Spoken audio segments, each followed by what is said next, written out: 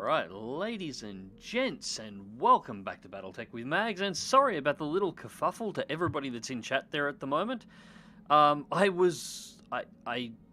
have absolutely no friggin' idea how the hell the bot, that half the time can't even see my videos, or forgets to tell people about my videos, or forgets to tell people about my streams, suddenly knows about my streams before I've even gone live. You guys got the notification. I hadn't even started OBS. I was just punching in some stuff in the background. There was no stream to actually show. So I have no idea what the hell has just happened there. Anyways, guys, how are you all doing today? Going to be a bit of a short one. I'm starting this a little bit later than I intended. There's been a little bit going on this end. So I'm just going to try and get a couple of battles in and at least get back into the groove of it a bit. Oh, no, tea instead of coffee, but I'll take it. And also, this is still a little bit of a test, obviously, trying to work out the kinks in the system here. Hey, Furry Curry, how's it going? Spirit Fox, you just did a donation. Oh, well, thank you very much for the donation. I honestly am not 100% sure on how everything works on YouTube yet, switching over. As I understand it from those I've seen who do, generally when you do I guess they're super chats, you can ask whatever you want, and I get a massive highlight in my chat to say that you've donated something through, and you should have the option to ask any question you want, and it makes sure that even my blind ass is going to be able to see it. Although I tend to generally be pretty good with answering questions to anybody who asks. Bismarck, what's this game? This is BattleTech. It is a turn-based strategy from the BattleTech universe. Big stompy robots blowing the hell out of everything. I'm running the BEX mod on this, which is the BattleTech Extended mod. This is actually a long-running series, although we're doing a little bit of history rewriting here at the moment. I'll explain that in just a second. Essentially, the mod adds the entire BattleTech universe timeline to it, or at least up to the 3060s, and we are slowly playing through it. If you're familiar with MechWarrior at all, same universe. We're heading towards well, actually, at the moment, we're still about 20 years out of the clan invasion, but that's what we're going for. So, I mentioned there's going to be a little bit of rewriting history here. So, on the Twitch streams, which I was uploading from recordings that I kept separate, and some of the VODs directly from Twitch onto YouTube, we were actually up to stream 11. But I've only got up to stream 6 uploaded to YouTube. I was a little concerned about something like this, because Twitch only keeps the streams for a couple of weeks, and I've been injured for a couple of weeks and haven't streamed for another week on top of that. So everything that we've streamed so far is gone from Twitch. And unfortunately, while I was doing a bit of a cleanup on my end, I've killed and deleted the master recordings. So I don't have the 3 streams between the one we've got on YouTube and where we're up to now. So there is a little bit of a hole in between what we're up to here on what's going to be stream 7 for the order, but is actually technically stream 11. So we're missing about 7 hours of gameplay here. Thankfully, it's 7 hours of gameplay that wasn't super useful, to be honest. Like, not a lot happened. We're not missing a great deal.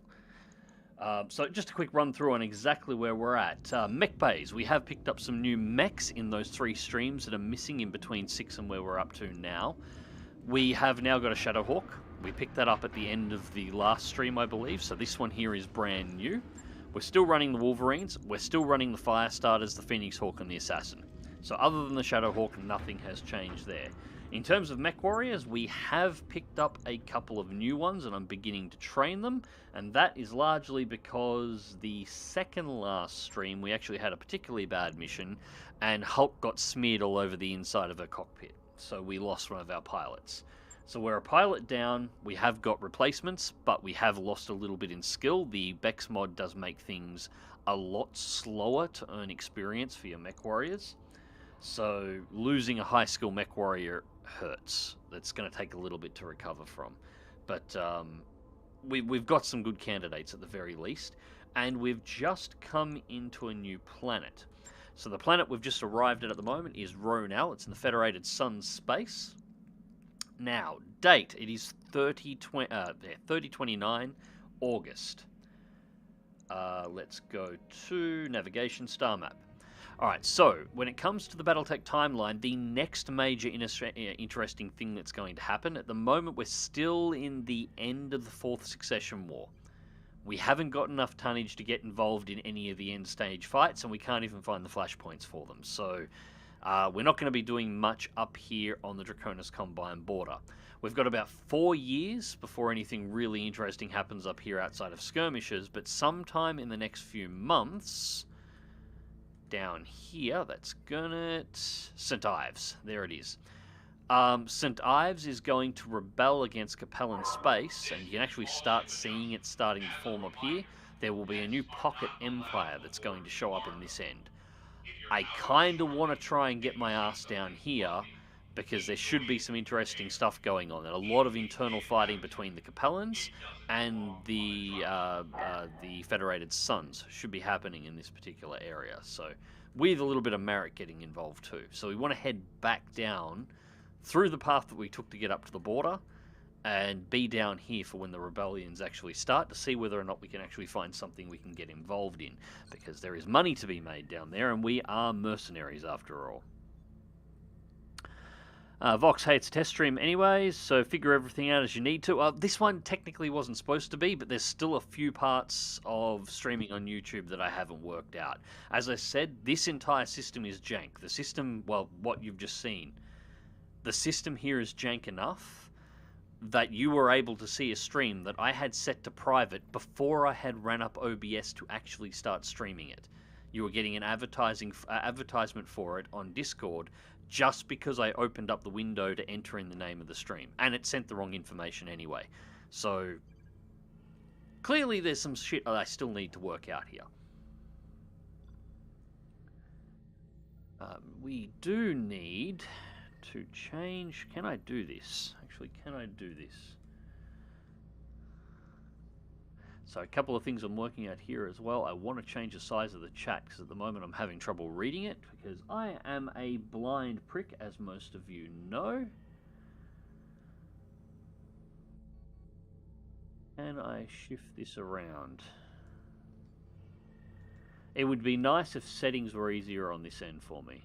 Apologies for this, guys, but you know what? I'm going to not use that chat, and I'm going to... Yeah, I'm going to cheat. I can do this. Yeah, this will work. This will work. Yeah, that'll work. It's probably too big. Alright, so a fun side effect of the way I'm actually playing this at the moment. I've got a 3440 by 1440 ultra-wide monitor. I'm playing this in standard aspect, windowed in the center of the screen. Well, full screen windowed. But I have two clear bars down the side that I've got the chat on running down the side. So this means I can technically see like Google browsers and stuff that are in the background to the left and right hand side of my play area, which is where I've got the chat sitting. So just going Control Plus, I can actually up the size of it so my blind ass can actually read stuff. You don't give me the options, I will adapt, I will survive, I will conquer. Alright, so I'm just going to quickly go through the rest of chat, and then we are going to see about getting ourselves into a battle here. Free just came home from work, kicked off boots, got a pot of coffee to enjoy while starting my own BattleTech when I saw a live stream notification. Beautiful. Yeah, this is my game to relax, or was my game to relax before I started streaming, and it still is. I've still got another separate one that I do.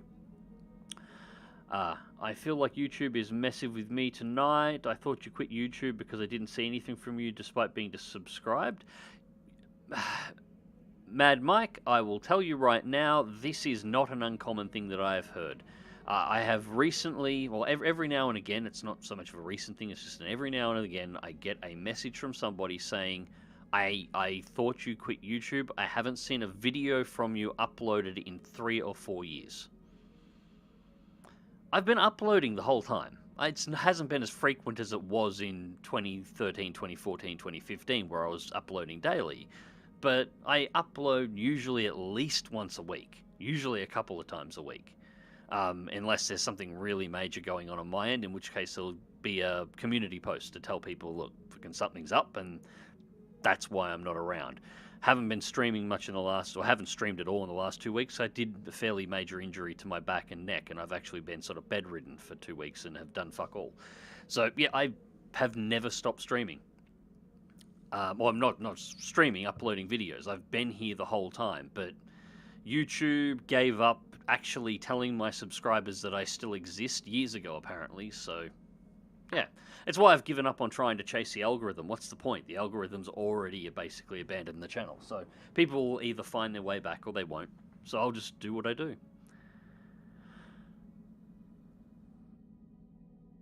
Finally a new BEX stream. Yes, sorry for the delay, but now you know what's causing it. Despite getting entirely different games in the search, refresh the stream if you've got a completely different game listed in the search, because everything should be set up now to actually display BattleTech. If you joined in a little bit earlier than that, you might have got the previous settings, which it remembered from the last stream, which was MechWarrior 5. Hey, Somerset Housecarl, how's it going, mate? Alex McGonnell, good morning. Yeah, actually, shit, it is morning too. Yeah, we do need to probably speed this up. It's actually 1 in the morning. Shit. I am even later than I thought I was. Started a 3047 career yesterday. First mission, I faced a Phoenix Hawk. Go ahead, random headshot on my AC-10 with an Irby. 2 parts of an endomech for me. That is a lucky shot. That is a lucky shot. You do get them every now and again. I have had them before too. This particular stream has not been good to me when it's come to metal, but my private game that I do for a little bit of fun on the side, I have had some shit that I've wound up getting that I had no business having as quickly as I got it. 3 monitor master race here. I would love to. The problem is, because of the way I've got my desk set up, because I do graphic design and because of my visual issues, I need to be able to move the monitors around in 3D space. So this monitor is actually mounted on a swing arm that I can move up, down completely. It's like a completely articulated arm mount attached to the desk. I need this for 2 reasons, because not just I need to be able to move the screen forward and backwards to be able to see, but my desk is actually height adjustable, so I can use it as a standing desk as well, which is easier when I'm doing design sometimes. I need 3 of those mounts to go back to my old triple monitor setup, which I used to have. So I can actually move and reposition the monitors as needed and have them floating at the correct height above. And the monitor arms are fucking ridiculously expensive. I don't know if you guys have ever looked at them before, but $200, $300, $400 for a fucking mount. It's ridiculous.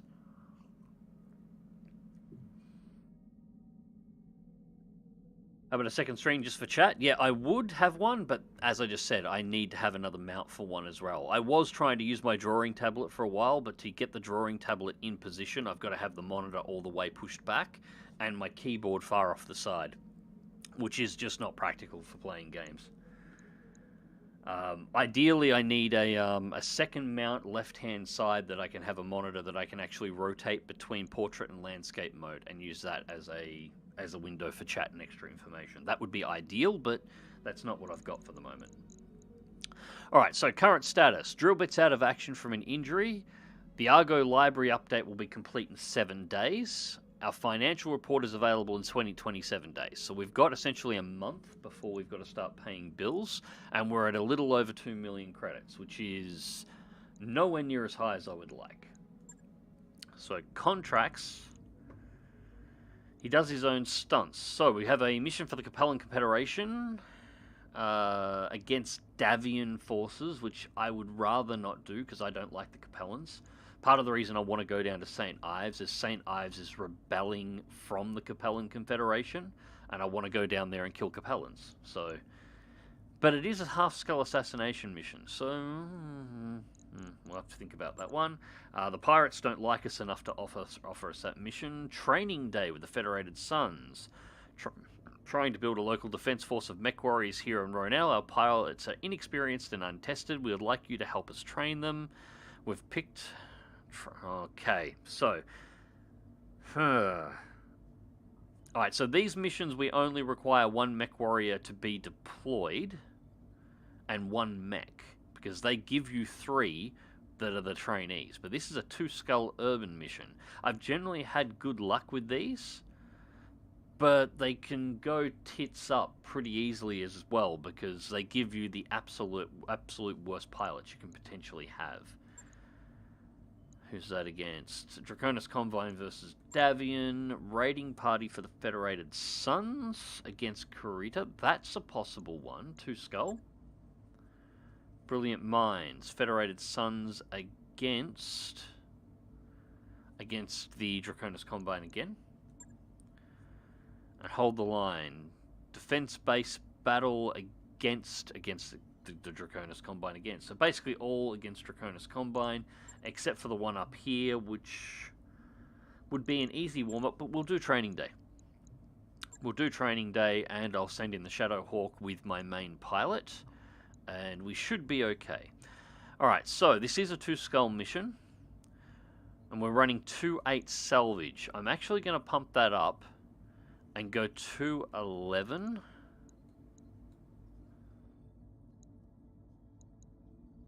Yeah, we're only going to go 2.11 on this one, and the reason is, under normal circumstances, I'd pump 3.14 on this one and go for maximum salvage, but the problem is we're going to get 3 pilots randomly assigned to us, and they're all likely to be crap.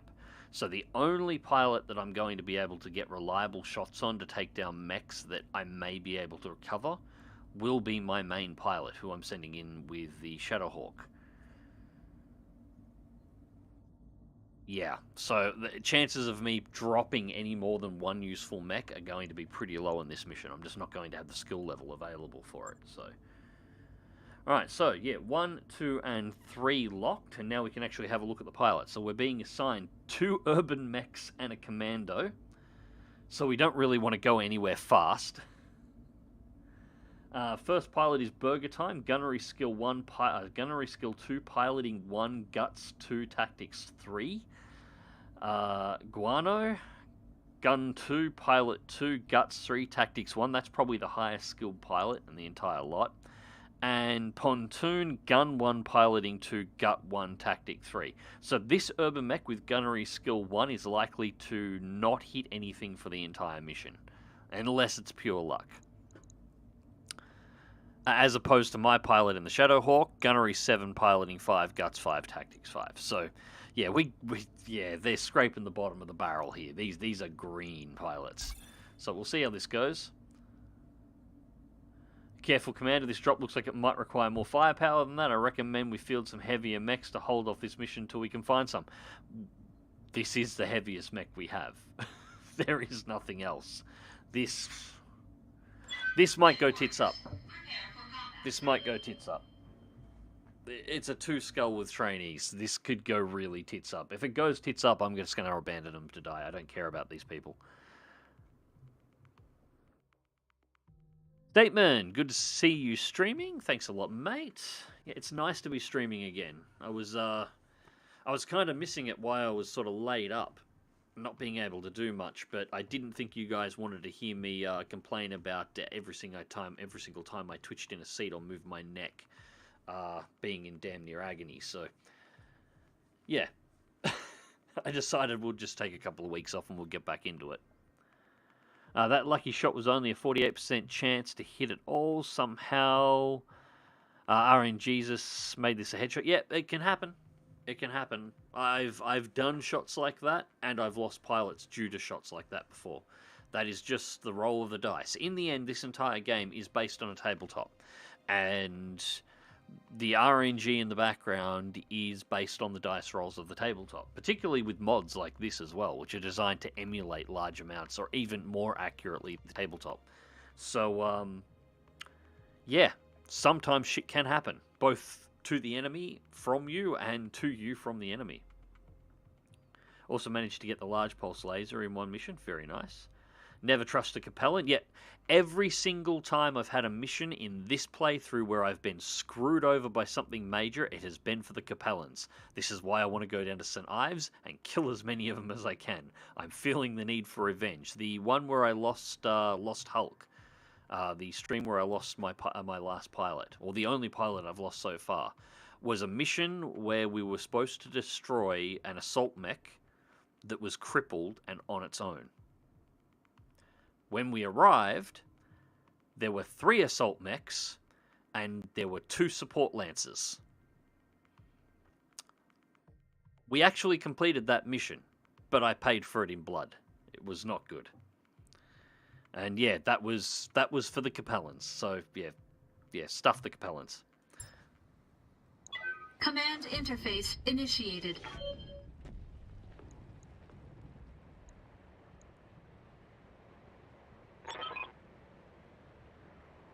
My god, I just found an Easter egg in BEX, one of my warriors' profile, the pilot affinities, the Irby is written as the suburban mech. Yep, that is correct. There's a couple of little cute Easter eggs like that in there. Alright, commanders, we're seeing engine signatures from a single lance in the AO. Should be right about here. Yep, other side of the buildings. Okay. On the upside, we are in urban combat.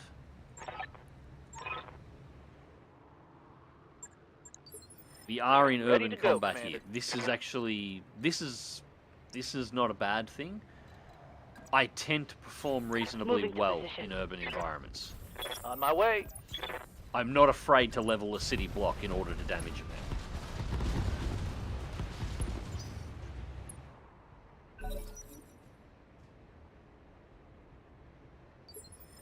Now, there's always 2 assaults on that mission, never just 1. Well, there was 3. But Commander. we got him. We got him. That was rough though. That was a really shit mission. And unfortunately, we still, of course we don't, because I've only got my main pilot here. I need to get some scouts on my team that can actually start working out weight classes. Alright, so burger time here in the commando is going to have to be my scout. I'm going to do a... Yeah, I can get 3 evasion pips to there. Roger. Actually find out what we've got up ahead. Alright, so it's only a locust so far, and we've got contact with 3 more unknowns. So to top it off, burger time here, not only is he a crap pilot, he can't read his sensors particularly well, because he can't work out whether or not these are mechs or whether or not these are ground vehicles. So tanks, trucks, whatever. Yes, Commander. I'm going to guess they're mechs.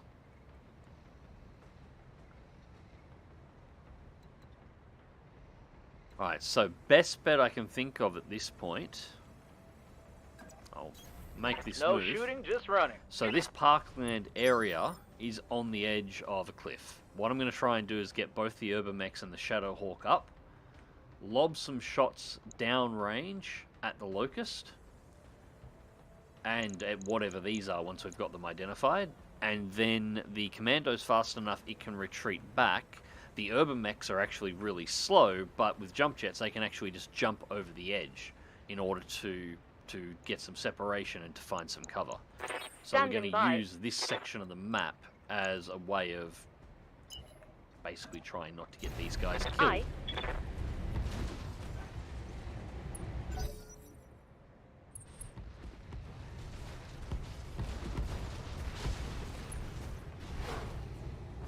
The Locust went... Ooh, and that's 5.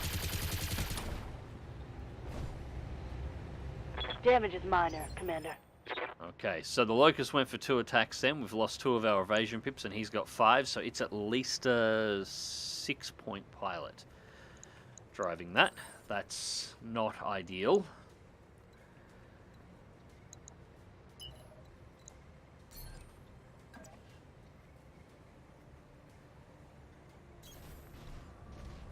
Get a saturation shot on. Alright, so yeah, they are all mechs, so that was a good call. Engaging target. Yeah, no major hits, but I wasn't expecting there to be. With that many evasion pips, that thing's going to be a pain in the ass to actually deal with. Alright, second Locust.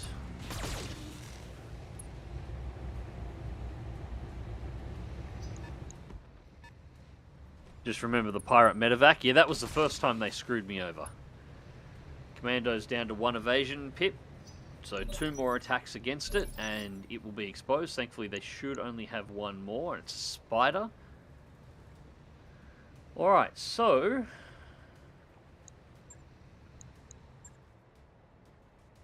for a 2-skull mission, I wonder if it's going to be related to pilot skill and not related to mechs, because I'm not seeing anything particularly heavy here. At the moment, I have the heaviest mech on the Waiting field. for orders. By far. Alright, so the commando here hasn't really got anything too useful. Best it's going to be able to do is a melee, and hopefully we can actually hit. And of course he misses, but we take a pip, but he's going to get to move that locust, and now we have no evasion on the commando.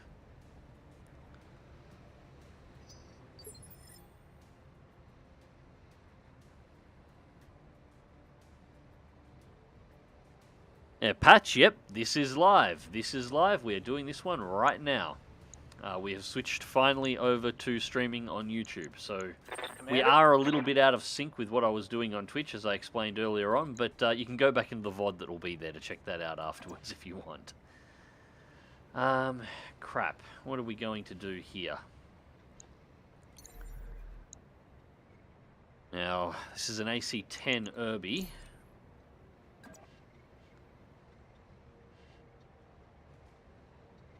You know, ideally, God, these things are too slow. Ideally, this would be the mech to do the melee attacks with, because that is equipped with small lasers, so we can use that to take some of the pips off these locusts. On the move. But the hit rate Copy is so that. low too. At least he hit with a small laser. I mean, he did hit. That's something. But now the locust is going to go back to 5. Yeah, these... that's going to be annoying. Yes, Commander. Interesting. Only 3 Roger. on the locust over here, though. So its pilot's not as skilled. 20% hit chance on the AC-10. Again, almost not worth firing, especially not with 10 rounds. But we'll take a shot, see if Iron Jesus is on our side. Nope, not even close.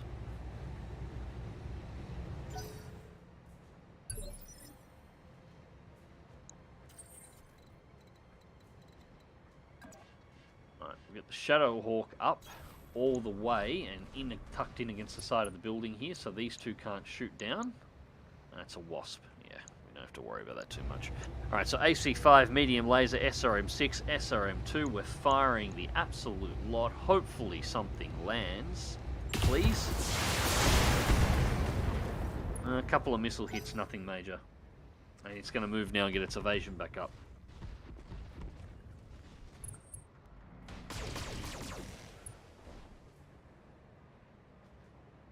Internal structure damage. The Lion, the Witch, and the audacity of this compelling mission giver. Yeah, I like that. I am trying to read up and down through chat a little bit here too. Civilian casualties, like we say, denying the enemy future recruits. Well, you see how I use the buildings. Actually, if you've watched the VODs by now, you should absolutely have seen how I tend to use the buildings. Receiving you. Oh, we can do it too.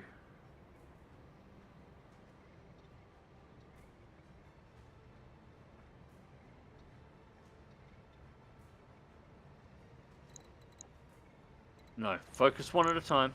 Focus one at a time. We won't be able to get there with all of them. Alright, so... for those who haven't seen BattleTech played before, the little chevrons here to the right-hand side of the name, these are evasion pips. Whenever you move a mech, the further you move a mech in a single turn, the more of these you get. You can spec the skills of your mech warriors into the piloting skill, which allows them to get more. This is your evasion pips. Whenever you move a mech, these represent how hard a moving mech is to hit in the tabletop. So every time you perform attack against a mech that has these, there is still a chance that your weapons could hit, but they get a massive evasion bonus for every single one they have. Every single time you perform an attack, however, one of these is removed off the mech until eventually there's none. When there's none, it's like the mech is standing still, and you can unload everything into it, and you get your full attack bonus, or your full chance to hit. There is a way to remove these faster than just shooting at them once, however, and it's doing melee attacks. Normally, whenever you attack a mech, you can only attack once in a turn. However, a melee attack, if you are carrying a secondary weapon, like a small laser or a machine gun, for instance, the secondary weapon will count as a second attack, so you can remove 2 pips for every one attack. Both of I'm here. our relatively useless mechs, to be perfectly honest. With these pilots in them and these configurations, these are not great mechs to begin with, and these have even worse pilots. Good to go. But they do have small lasers on both of them. There's only 3 pips on this Locust, so if I do a melee attack with the first mech, structure exposed, we did damage, so he actually managed to hit. Then the small laser fires. It's going to take a pip. The second mech, providing that Locust doesn't move and get more pips, can then perform 2 attacks. The Commando is going to get its ass torn up if I'm fast enough. Yeah, that I've got a big concern with. Waiting no, for I've got orders. to focus a little bit. No, this got to get them down one at a time. So second attack here is going to take 2, and the secondary attack is going to get full bonuses, and then I'm going to have a Shadow physical Hawk. attack. Oh, and that was a good one. Nice. Okay, that worked out beautifully. Reporting critical hit. I might even save the Shadow Hawk.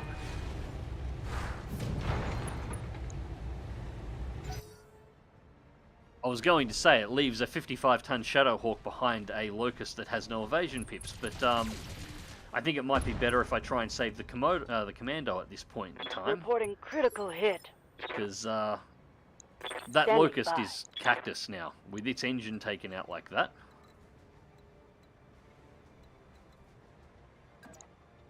And you're going to get 1.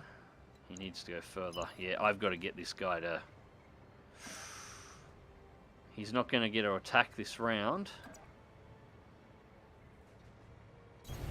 Double time. But he'll Let's get go. 4 pips.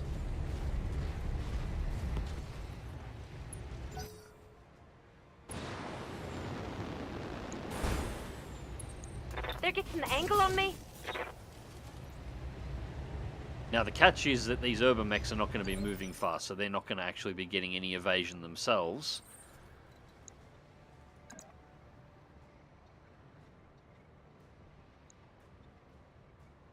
Yeah, screw it. Just stomp on it. 55 Engaging tons and a physical tree in the attack. way, of course.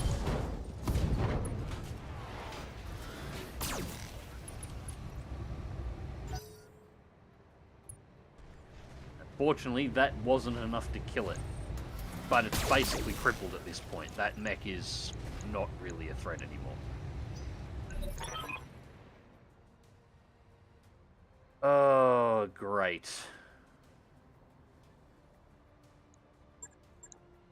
Alright, so reinforcement lance coming in. Waiting for orders. What's up, boss?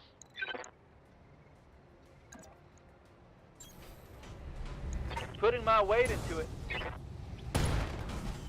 Jump jet's destroyed on the Spider, that's good. Left torso. Spiders are made out of butter, so these Now that actually is might do a something lot good. of damage if we can do this right. Warning. Enemy in rear arc. It's a wasp, I'm not that concerned about it. I'm receiving you. Alright, get the urban mech to attack the spider from there in 10-4. melee. Ugh! For the record, this is an unconventional way to use urban mechs. They're not usually used in melee combat. Okay, cool.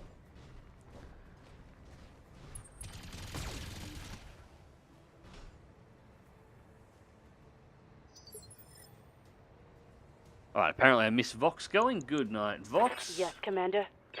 We will definitely catch you later on. I might actually be streaming Warhammer 40k Deathwing on the weekend, depending on how things go. Alright, so let's see if we can get some revenge on this spider.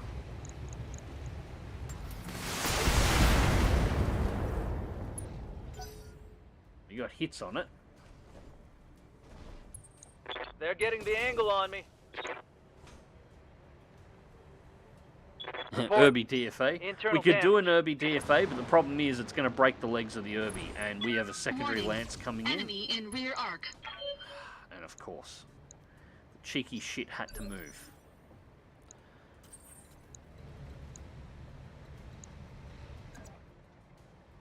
Right, we will do the attack from this direction. That should kill this locust at the very least. Engaging physical attack.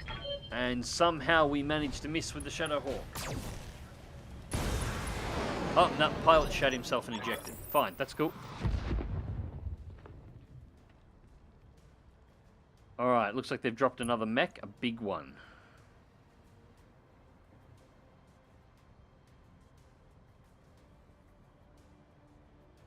I can't see what silhouette of that is clearly. Target is optional, Commander. If you don't feel like these trainees are up to it, head for the LZ. I don't think these trainees are up for these light mechs, but we're going to have to deal with them.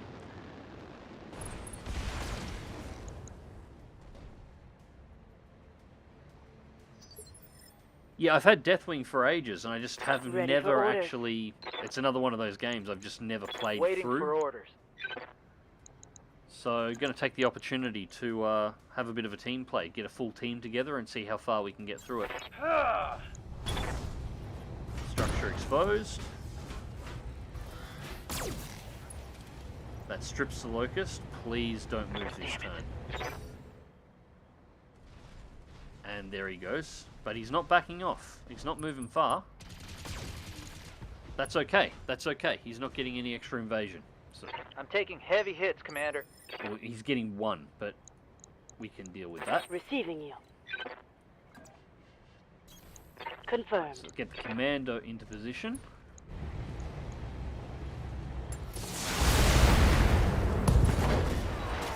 Engine destroyed. That's a second Target mech down. neutralized. So now the spider is the most difficult one to deal with. Warning. Damage critical. Yeah, that's a penetration of the rear armor on the Shadowhawk. We can't have too much more of that happening. Commander? Right.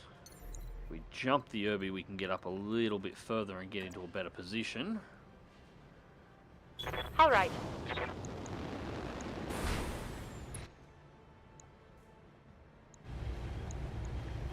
Fire in.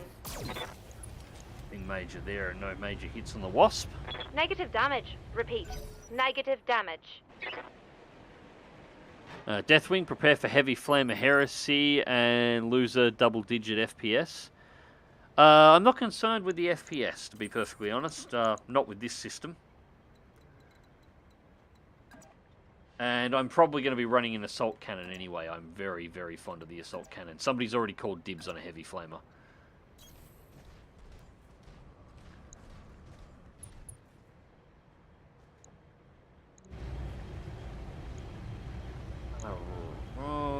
Do I want to do that?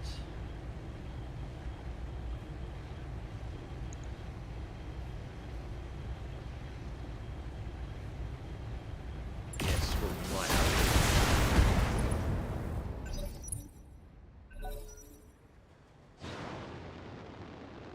It's going to keep jumping behind us and nailing the back of the Shadowhawk, and the Shadowhawk's rear armor is shredded at this point. Warning. Now Damage these critical. light mechs are actually a major issue, because they Standing could kill by. our main mech. And the evasion on them is so high I'm there. that actually landing any Engaging. damage on them at all is...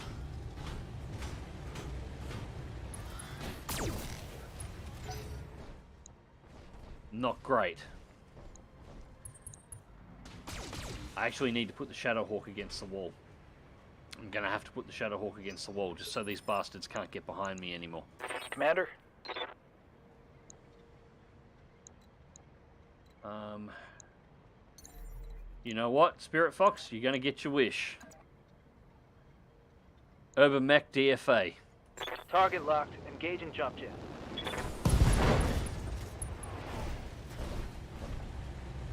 That was actually... Taking internal damage. That kind of worked. I'll take that. That wouldn't have done great for the Urban Mech's legs, but that worked. Commander. For those who aren't familiar with the universe, DFA is death from above. It's where you use the jump jets on your anywhere between 20 up to 100 ton walking tank to land on top of another walking tank and smash major components off them. But you do a little damage to yourself in the process. Position confirmed. I essentially just turned that Urban Mech into a cannonball. It became its own projectile. Fire. Right leg destroyed, shielding crit. Target's taken a critical hit.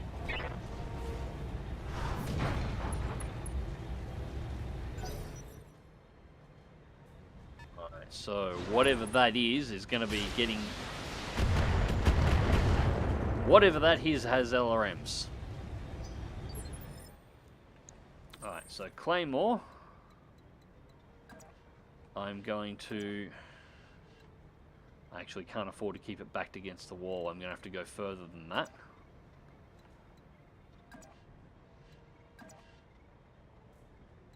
Be able to have the space to turn. Yeah, it's going to have to be there for the moment.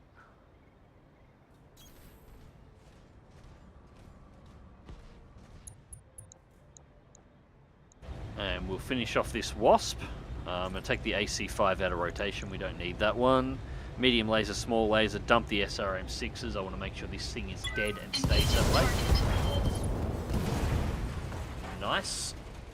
Enemy mech So destroyed. now we've just got to deal with the spider, and then we should be set up to find out what the hell it is that they've dropped on top of us. And that was a short move, so that spider's not going to get in as many pips this turn. Orders.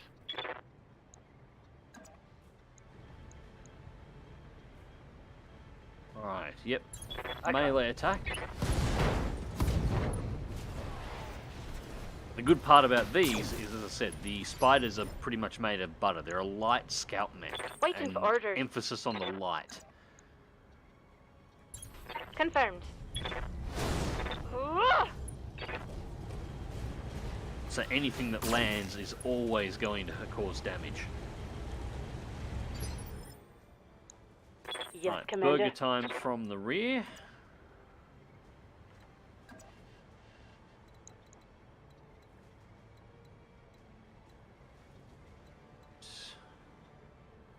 You can get 2 pips from there, but that's going to put us in line of sight of whatever it is down the street. So we'll just go for 1, make our turn, Move so we order get a to shot on the side of the spider.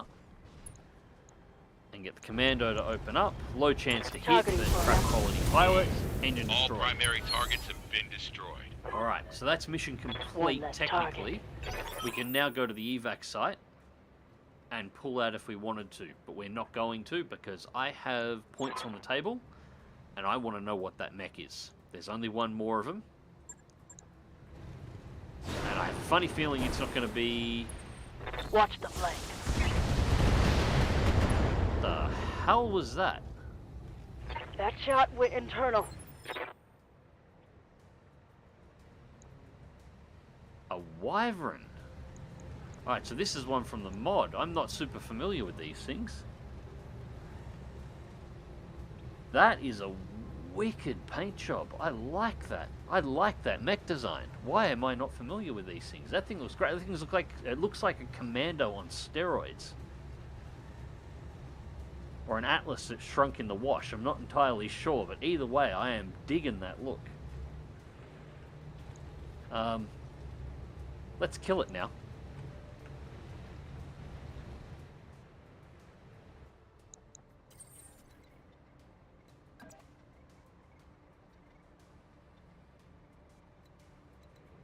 That is, ooh. Yeah, I like. All right, so my forward armor on the Shadowhawk is pretty good. It's just my rear armor that My rear armor that doesn't exist anymore. It's all internals now. So that's a concern. I hope these things, whatever they are, aren't super mobile. They are definitely jump jet capable. Alright, we are going to have to move out and at least shirt front this thing a little bit.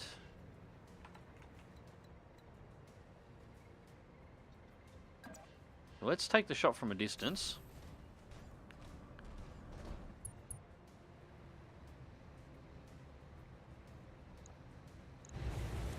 Yeah, I don't want to target that.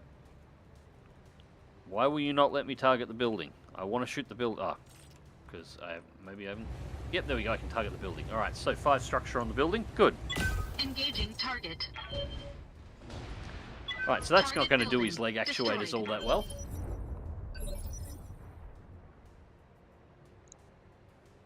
I told you I'm not afraid of dropping a city block in order to take out a mech. Waiting for orders. He's still got fairly high evasion on him there, so we're going to have to keep our mechs relatively mobile in all of this. We take a look at him yet? No, I can't take a look until we've actually moved. Alright, so how far out when we move? We can get 2 evasion pips. The commando's pretty light. I don't really like the idea of running the commando in on all this.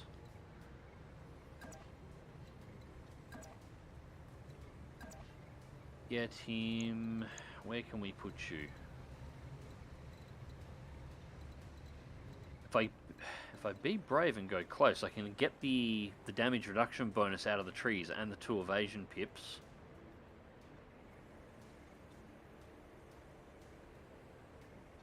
No, we're not going to do that. That feels like suiciding the commando. We're going to get the commando out of line of sight, just for the moment.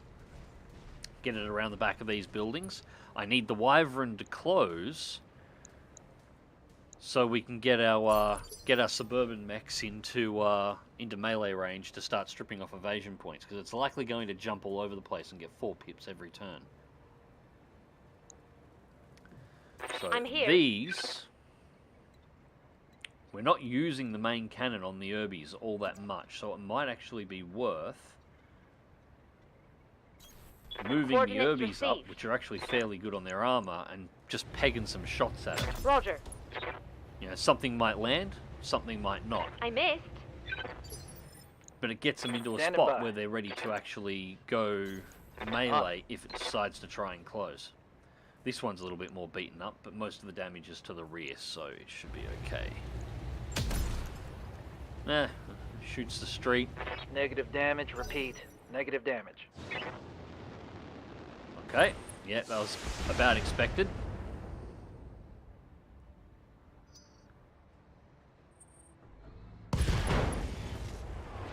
Commander, Ow! I'm wounded. Yeah, no shit. You don't say. Damn I would it. never have guessed. I'm wounded. What the hell is that thing armed with, too? How bad are you? Yeah, lost a leg, lost an arm.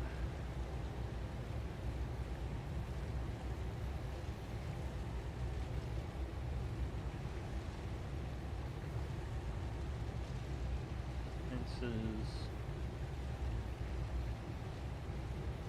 Oh, that's alright. If we can get him up, he's still good. He only lost the autocannon, and the pilot nearly died. And it's not our pilot, so I don't care that much.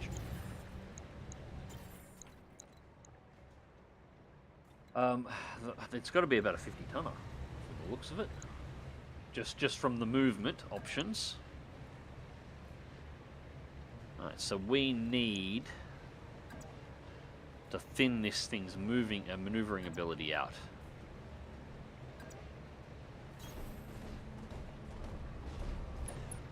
Now would be the time to use the precision strike. Hit the legs. Its evasion's still really high, but we don't really have a All choice. weapons committed. Oops, apparently we hit the building behind it as well. Commander? Alright, so, pontoon. Actually, no, Commander? burger time. Start of the new round. It's lost all of its evasion. Okay, so...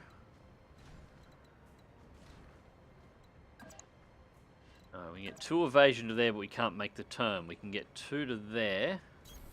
That would be the better option.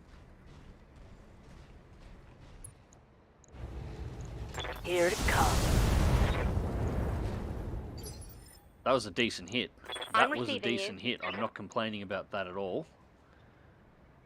This might sound really strange, but I'm actually going to reserve pontoon. Yes, Commander. We are going to stand up. Regained stability, Commander. Now the reason why I reserve Acknowledged. pontoon, if the wyvern jumps, yeah, 6-1 half dozen to the other. No joy. If the wyvern jumps on its turn, it's not taking its turn.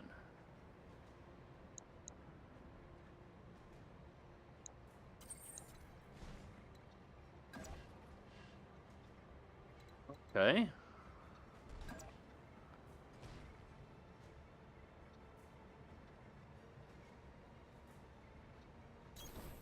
Alright then, we'll go move the Shadow Hawk out, pick up some evasion, and we'll take a second precision strike.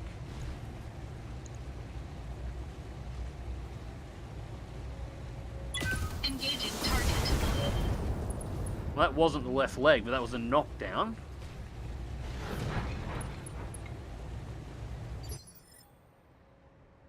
Their pilot... Yes, Commander. Their pilot's holding reserve as well, so it gets the last turn.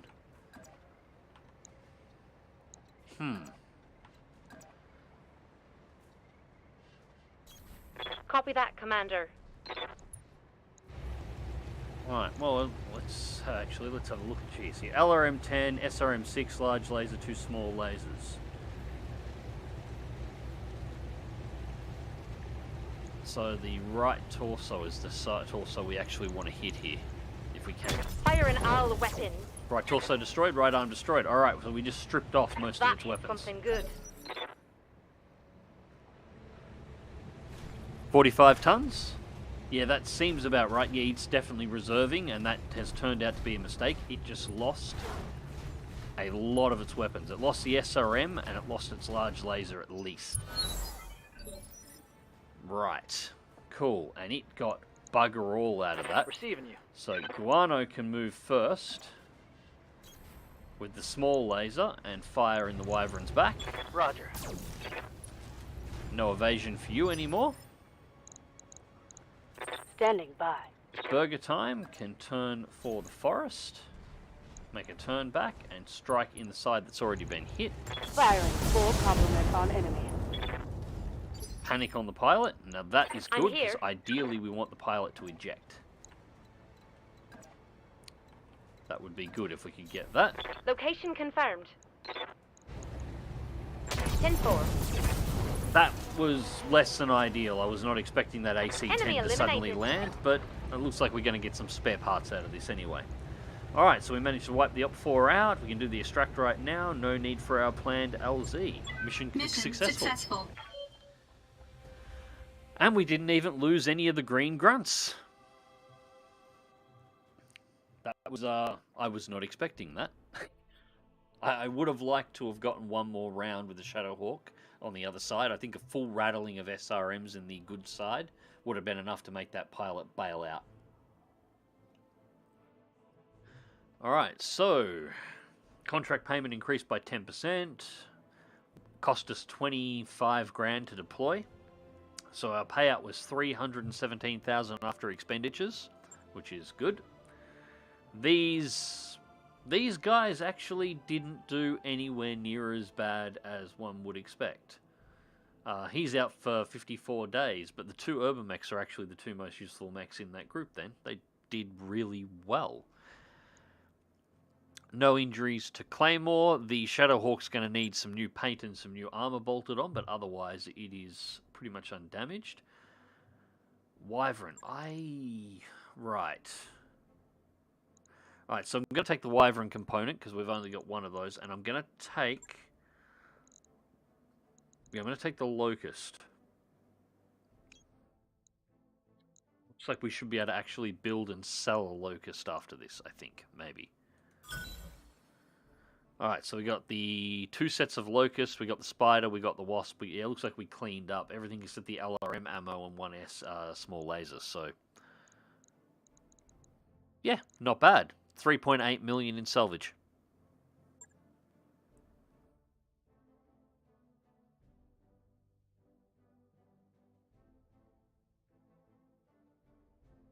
That went a lot better than expected. Unfortunate, I would have liked to get 2 parts of that Wyvern at the very least, but...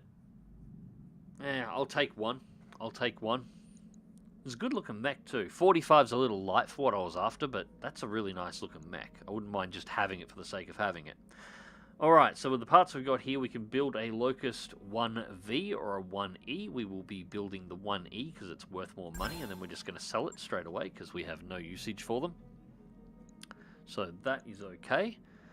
Claymore's out for 7 days of rest, just due to fatigue, in case it's just so I don't want to pull an injury on him, and that's fine because we need to do some work on the Shadowhawk.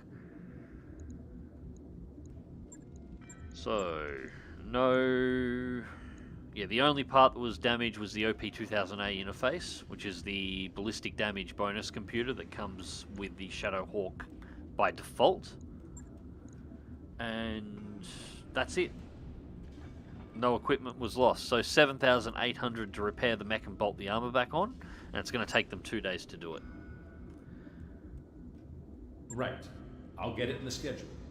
Cool. So, in about 7 days, once Claymore's had his rest up, Drillbit will be back in action, and we will be able to perform our next mission.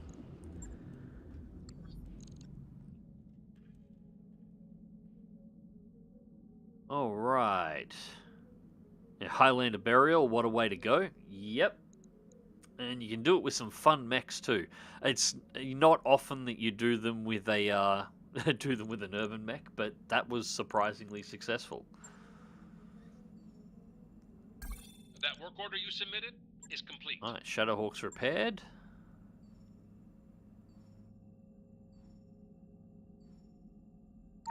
That work order's complete, boss.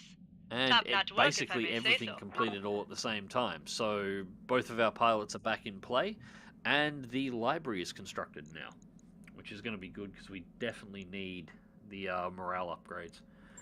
Ship upgrades, what else can we fit in at the moment? I don't want to go too expensive with anything, but we can do the hydroponics. The library is an option. Or the upgraded lounge. Although we really do need to get the power conduits upgraded as well. 352,000, yeah, the last mission pays for that. We'll do the power conduit upgrade. I'll get the team on it right away. Get that one done. Mathasempa, hello there. How you doing, mate? Spirit Fox, that's a redesign. Yeah, I haven't seen that redesign before, but that looks really nice. I like that one. There's a, as I said, somewhere between a Commando on steroids and a Mini Atlas. That's a really good look. I like the look of that mech. I like the custom paint job on it too. I really wish I could get camos like that on my mechs. It's the camo system for BattleTech is for this particular BattleTech game is one of my major issues with the game. I would really like some better options.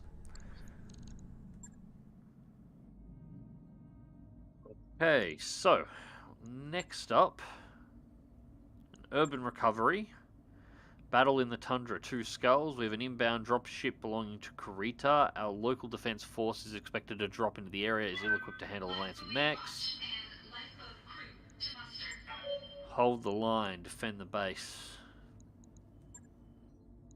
For our current weight, a 2-skull mission is... Well, that last one was a 2-skull mission, but that was a really odd Easy 2-skull mission. A 2-skull battle is drawing the line, but we'll give it a crack. We'll give this one a crack. Again, there are expenditures for next month. Next month's finances are 360,000. We're at 335.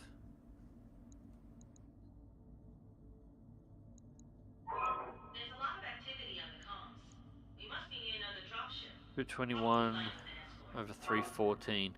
You know, I will take the 314. We'll take the risk with this one.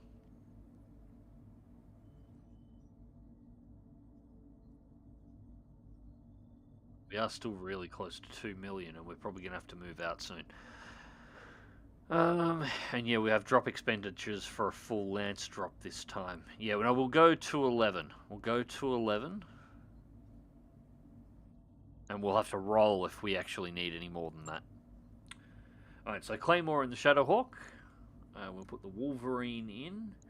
And I think we'll go with our 2 Firestarters for this one, which are our P51s in mech form that we're running. Now, I actually got to remember, it's been that long since I've played. Who have... Nope, they're my news. Cerberus normally drives the Wolverine, so we'll get Cerberus in the Wolverine. That's fine. Drill bit. Firestarter. Yep, there's one of my Firestarter pilots. I think Phantom was starting. And Relentless. Cool, there we go. So that's my Firestarters. So as, again with this mod, for those who haven't seen it, those who, mech warriors that spend more time in the mechs will start to gain an affinity with those mechs. So as you mouse over them, the list of mechs, pilot affinities, they're the mechs that the pilots have spent a reasonable amount of time in, and it just ticks up over time. Eventually it gets large enough that they get increased skills, higher chances to hit, more bonus evasion, so on and so on inside the mechs. And it's just, they've become more familiar with them. At a 2-skull, I want the best pilots that I've got for each of the mechs that I'm going to be deploying in the mechs. So that is going to be our best lineup. Mech warriors, prepare for combat. So how's the stream looking, by the way, guys? Hope the Omnisire is with you today. I know, wrong franchise. We mixed it up a little bit here anyway. We have had an entire stream on Twitch where we were playing BattleTech while talking. Playing BattleTech while talking about Warhammer 40k. This is not uncommon here. we're either discussing planes, we're talking about BattleTech and BattleTech history, or we're talking about Warhammer 40k. That tends to be the way it works. Hopefully RN Jesus is with me on this one as well. We could use some more tonnage. This particular playthrough, that's been our biggest weakness. We just don't have enough tonnage. I've got a lot of spare parts floating around for a couple of fairly big mechs, but not enough to actually put them together. Because with this mod and my current settings, I need 4 to build the mech, not 3. And the game is not providing me what I need.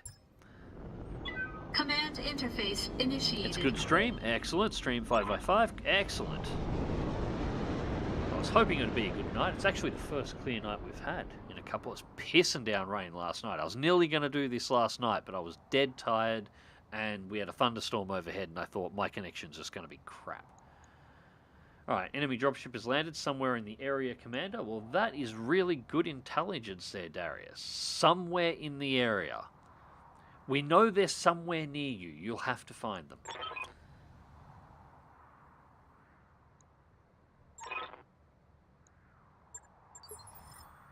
Again, I want to get rid of Darius, and I want to replace him with Castle from MechWarrior 4 Mercenaries.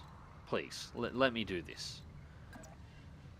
Or if we do a BattleTech 2, let me select who my mission officer is going to be. Moving to position. Please. Let me I customize understand. it so I could build Castle. That would be great.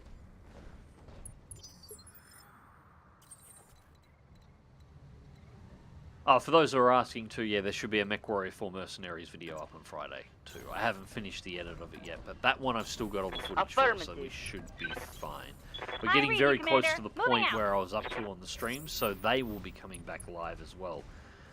once I've cleared them all off the hard drive. So we're getting up near the point where I got my teeth kicked in. Actually, I think I don't think we've actually done the mission against Clan Jade Falcon yet in the MechWarrior 4 series. So I think that comes up next, and then we have our bad day, which I have not played since. So we still have to make the Waiting for recovery orders. from that. That was an expensive mission. We lost a lot of mechs in that mission. We lost a couple of good pilots in that mission too. Alright, so I'm going to reach out with the Firestarters. Actually, You no, have hold orders? up, hold up, hold up, hold up. Waiting hold up. on you, Commander. How might I help? In hindsight, I need to reconfigure one of these pilots to have recon capability. You can only detect one as well.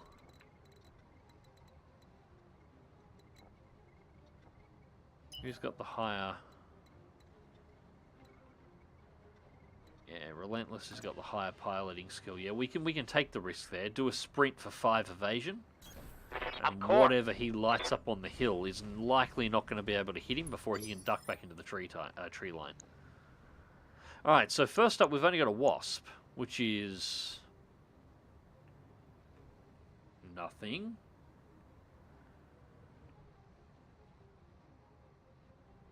It's concerning. Good to go. On my way. Matt in the L, g'day, yay. Snowy Drop Bears, how's it doing, mate? Oh yeah, that mission, where did all the Lokis go? Yeah, that was nice. We had all those really nice Lokis. I think my Timberwolf was crippled. I think the Atlas survived.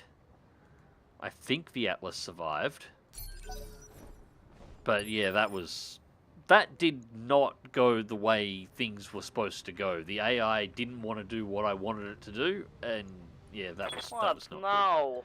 good. Little something for those who weren't present for the actual live streams. Little something for you to get to look forward to. I got my Throttling up shit pushed for in. what it's worth. And now I think the only way the loss was that expensive for the money that I actually have saved at that point. I think the only way to actually recover that particular save is I am going to have to play through the rest of the Solaris series, as well as do some extra Solaris runs in order to build up enough bank to replace all the mechs. Like that was I think we calculated out at the end of it, it's something like a 50 million C-bill loss mission. It was, yeah, that was not great. Alright, so 54% on the attack. We got an AC5 plus against a Wasp. This gun is fully capable of completely ruining this thing if it lands, but it's a coin flip if it does. Is RNG's on my side? Engaging target. No, apparently he's not. No damage Damn it. detected. And now the Wasp is going to move and it's going to get evasion points.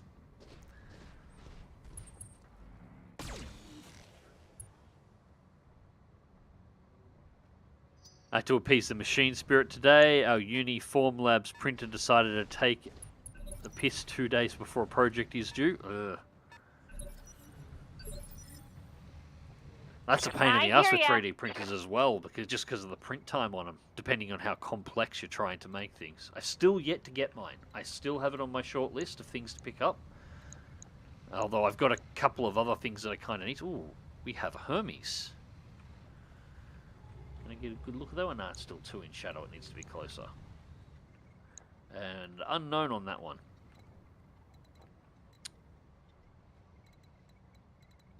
Yeah, but I still do want to get one so I can start doing some miniatures and some modeling stuff on this end. Alright, I am not going to push up this hill.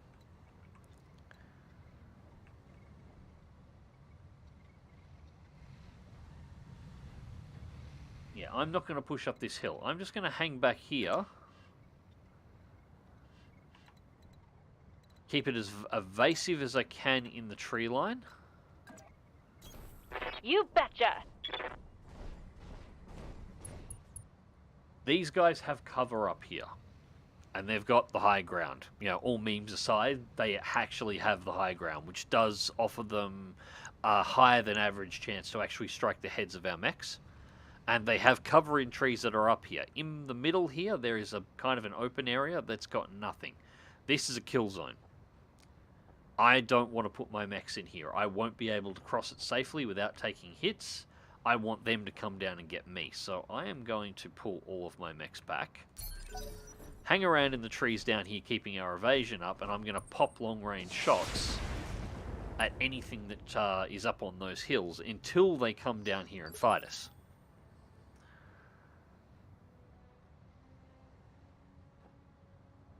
God damn it. I don't know, I'll deal with it now, guys. Fucking bots. Yep. Report for pornography and sexually explicit material. And let's remove. Yes, I don't really have anybody set up to help with this, so I gotta quickly do it myself. Alright, bot should hopefully be gone now. I think.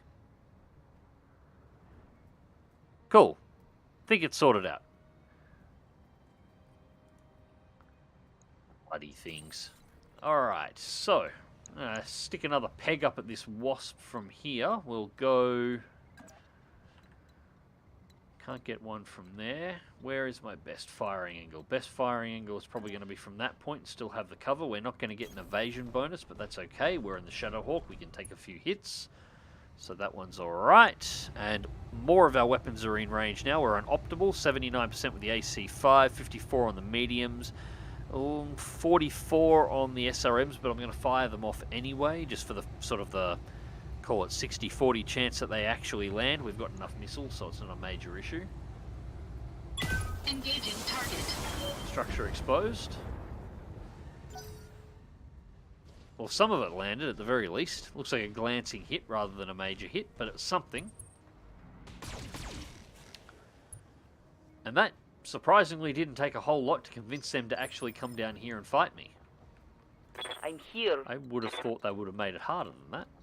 Yes, Right, Commander. Relentless, let's get you...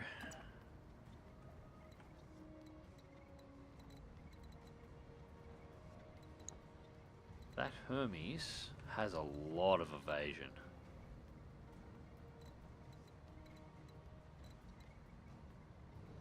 I'm going to put us in fire on 2. Do I risk that with Relentless? It's tempting.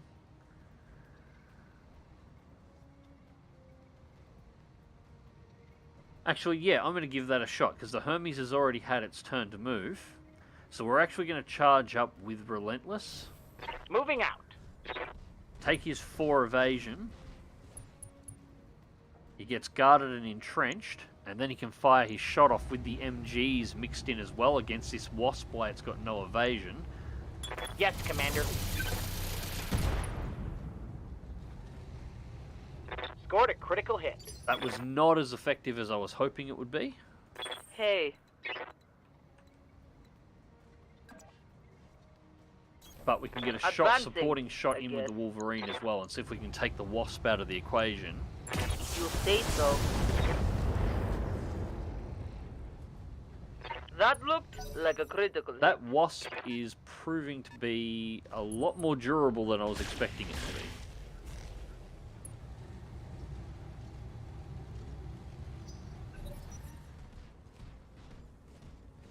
Alright, we have a Lancelot. Ooh, and that one's got PPCs. Yeah, alright, we need to pull that Firestarter back as quickly as possible. It needs to get back, strip the Hermes. What can I do for you?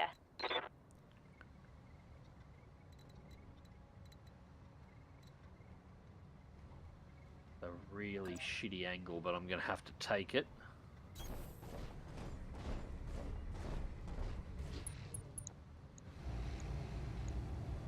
Special delivery! Alright, right torso, right arm destroyed on the Wasp. Another hit like that and you're toast!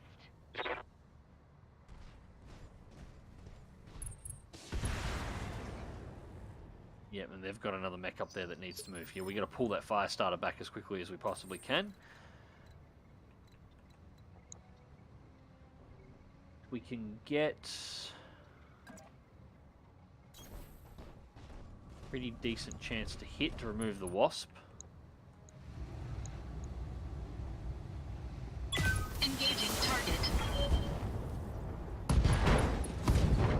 Right leg destroyed, right arm destroyed, Enemy mech. Critical pilot damage ejects. Cool, detected. he's out. Nice, that's what I wanted.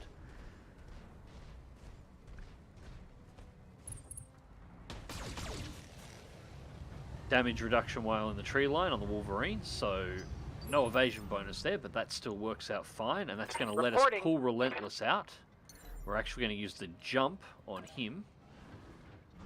Use his jump jets to Confirmed. pull him back to the tree line so he gets full evasion and he's in the damage reduction area. But he can still fire off a shot in return. Roger. Nothing major, but it'll take a pip. That didn't hit. What? No. Pull the Wolverine Copy. back and lob some shots up the hill as well. Same deal. 190, yeah, 29 ammo on the AC5. Yeah, right, yeah. 5 shots. Still nice. And it looks like some landed. Bit of a structure exposed. That's cool.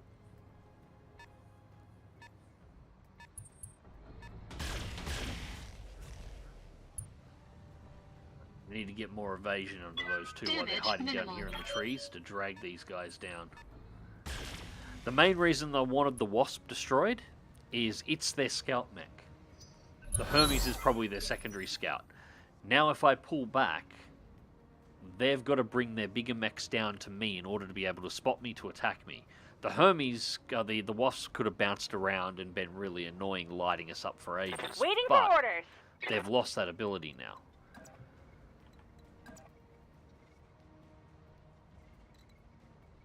Go. Yeah, we'll go 4. Keep Got the it. evasion high. Aiming isn't too much of a thing here. I want to drag these guys down more than anything else.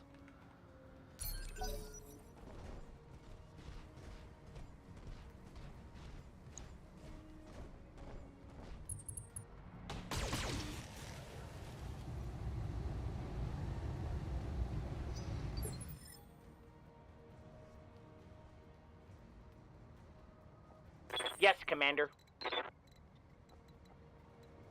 Let's pull. Certainly. Swim back. And Madden, you need a mod? Yes, I'll have to have a mod set up soon enough. You know your stream is known when sex bots appear. I wouldn't say that.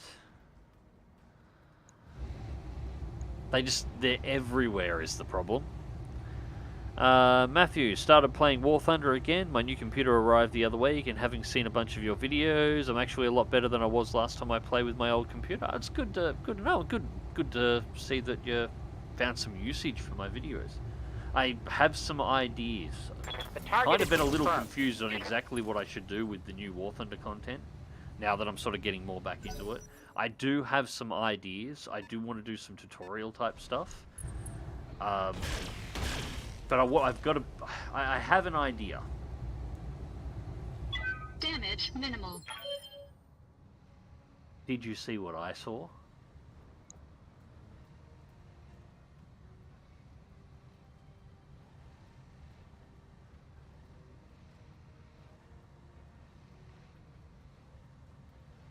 Well, I know what I want to bring out of this mission now.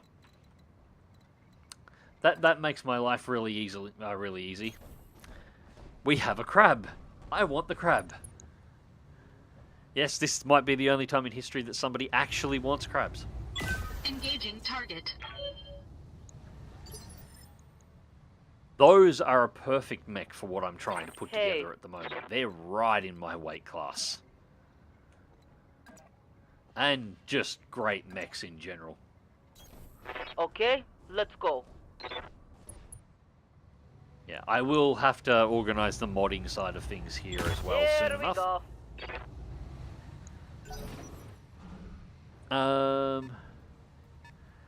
And it just Sexbot is still participating in the stream. It shouldn't have been. I did set up a ban on it.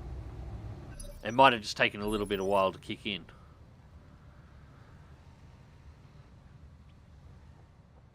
I hear ya. Yeah, not.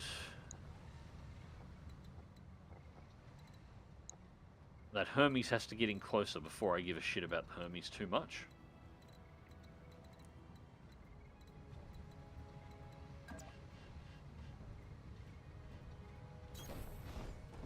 I'll bring the Firestarter up, peg some shots up at the crab, Tell and me then what pull to the shoot. Firestarter back away. Just sort of softening it up a little bit here. But I need that Hermes to get in closer. Minor damage, Just a Commander. little bit Nothing to closer. see here. Because then I can Awaiting melee orders. with both of these commandos for what I actually built them for in the first place. You get a 3 evasion there. I understand. Target acquired and locked in. Alright. Crab's coming down. Those are actually some really good hits, which is not what I want to get out of the crab. The crab, yeah, I don't want the crab hitting us that well. 2 evasion pips. The Hermes is actually not doing much of anything. Alright, we're actually going to switch targets for a split second here. Since the Hermes is just sort of sitting there. Copy that. Firing Alpha Strike. Alright, now let's bring Claymore over. Same deal. Let's get him at least 1 evasion pip. Can he get 2? No, he can get 2 if he goes to the back line, which is not bad for the Shadowhawk, and I wouldn't mind those.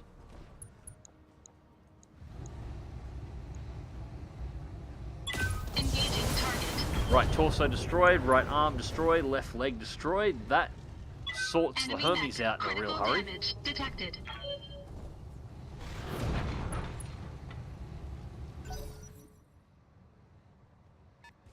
Those are the kind of hits I want to see. The Lancelot here is a really interesting method.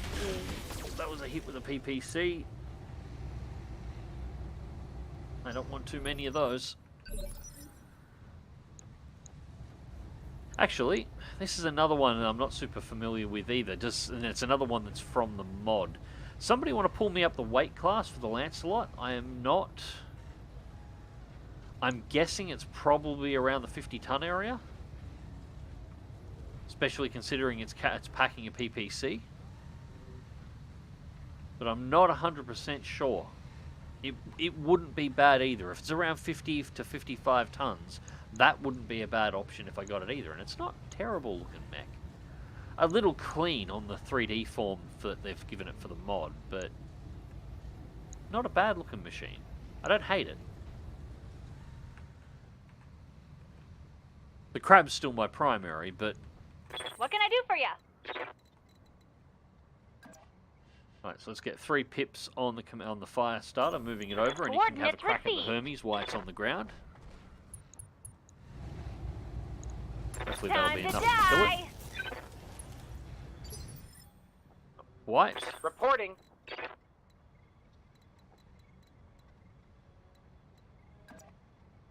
Alright, we can get 4 Of pips. course. And that's still classified as in the trees.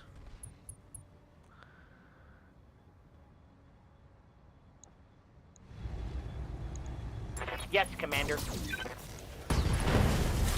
There we go. Engine destroyed, pilot incapacitated. Enemy down. Lancelot is a 60-ton heavy. Okay. That changes things.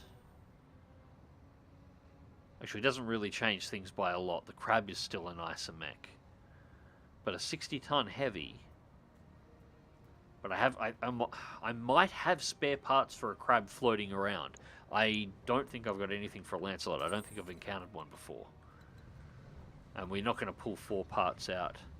What do the different trajectory colors mean? I'll be perfectly honest. I'm not super sure. Red is direct line assigned to target. Red broken, or any color broken, like you see with the blue here, is direct line of sight to target or not an indirect line of sight to target. So you have a direct shot, but there is something that is partially blocking or obscuring the target. So in this case here, it's this rock formation is the block point. That does not necessarily mean you won't hit the target. It means you've got to. how do I describe this on the dice rolls? Your percentage chance to hit the target is the same, but there is an extra roll to potentially prevent damage based on the object that is in the way that is obscuring direct line of sight. So it's partial cover, kinda. Purple has only ever showed up on down targets. The light blue shows up as a usually it's a direct line of sight to a target that doesn't have evasion. Green, I'm not sure about. I think green might be for rear aspect, so when you're behind. So they pop in and out, and I haven't been paying too much attention either. But it's the different lines are trying to signify the states of the different targets and make it easier. I check all the targets anyway, which is why I haven't been watching the colors in the mod that much. But I think it's set up that way. So we really want to get a swing. Yeah, at this point, like going toe to toe.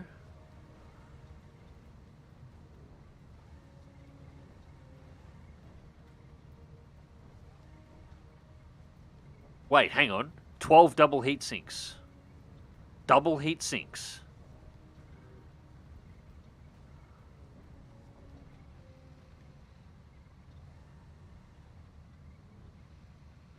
Blue's side and green's rear. Oh, okay, yeah, alright, yeah, that makes sense. That makes sense on the movement for the positioning. Okay, there we go. That's not the state, it's the direction. Okay, that makes more sense then. And purple will be for a mech that's downed. Right.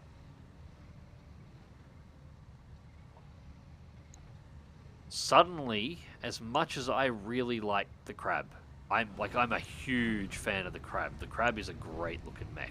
That is just a really good looking mech. I love the crab. But if that has double heat sinks in it, we want that. Or at least we want the double heat sinks out of it. I need to add that to my Star League component collection. So, no, we don't want to shirt front with the Shadow Hawk. We are going to reserve for one turn. Yeah, we'll take our licks, that's fine. 13 doubles from new, that should be, assuming it's in standard configuration. That's the other thing it's worth considering, as it might not be a standard config, because you do sometimes get non-standard configurations in these mechs. But let's hope it is. The way it's firing its PPC and not generating heat seems to indicate that it might be. Alright, so... And it gave up its evasion to make that move, so fine, if you want to do that, cool. Let's, where are we going to go?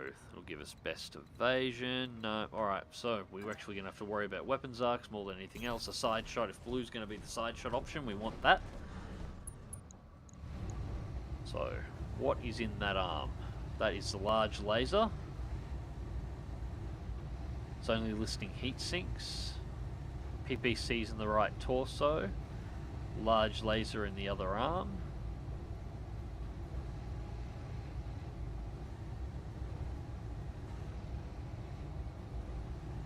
Nothing of super value there, and just life support and sensors in the head, so nothing extra. I'm going to save the precision strike until we've worked out which one of these two mechs we're going to be most likely to drag the most of the battlefield. For the moment, let's just start softening them up a little bit, shall we? Engaging target. I'm here.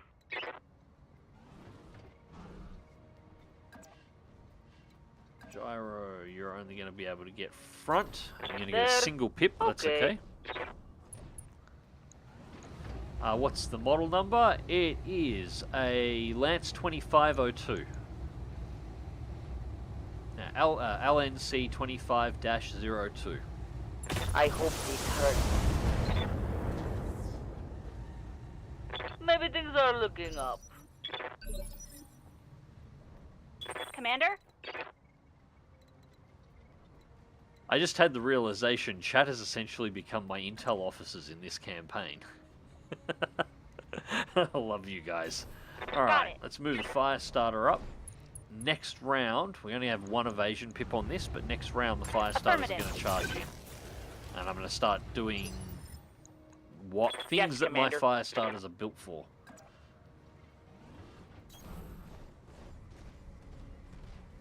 Probably against the crab, to be honest. Confirmed. Slowly chipping away at its armor. Yep, crab's coming down. Yep, crab's going to be the target.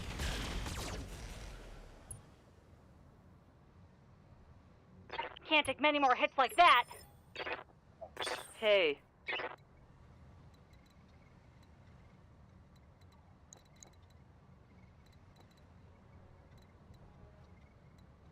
Gonna bugger up all.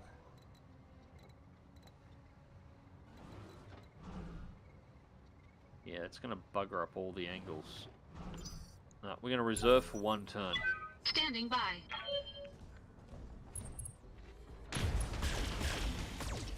Ow, that hurt. That was a big hit. This is getting serious. Yeah, alright, no more screwing around. Switching target priorities.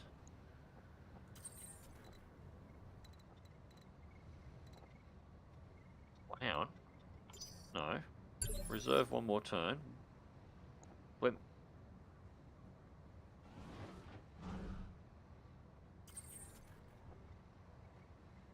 Fine, it apparently wants me to do this. Fine, whatever. We'll engage the crabs first, although I really need to get that PPC out of play. All weapons committed. I'm here. Cerberus. Cerberus. Actually, Cerberus, if you can get... Advancing, I guess. Okay. Alright, left torso destroyed, left arm destroyed. Good. That hurt.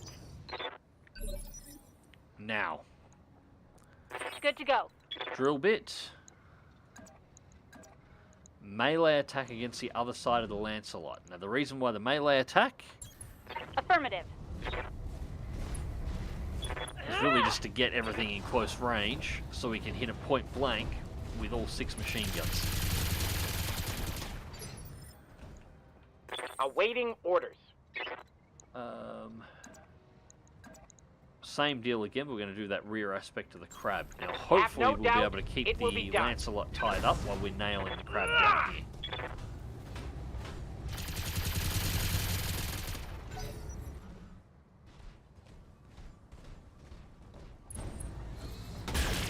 What does PPC stand for?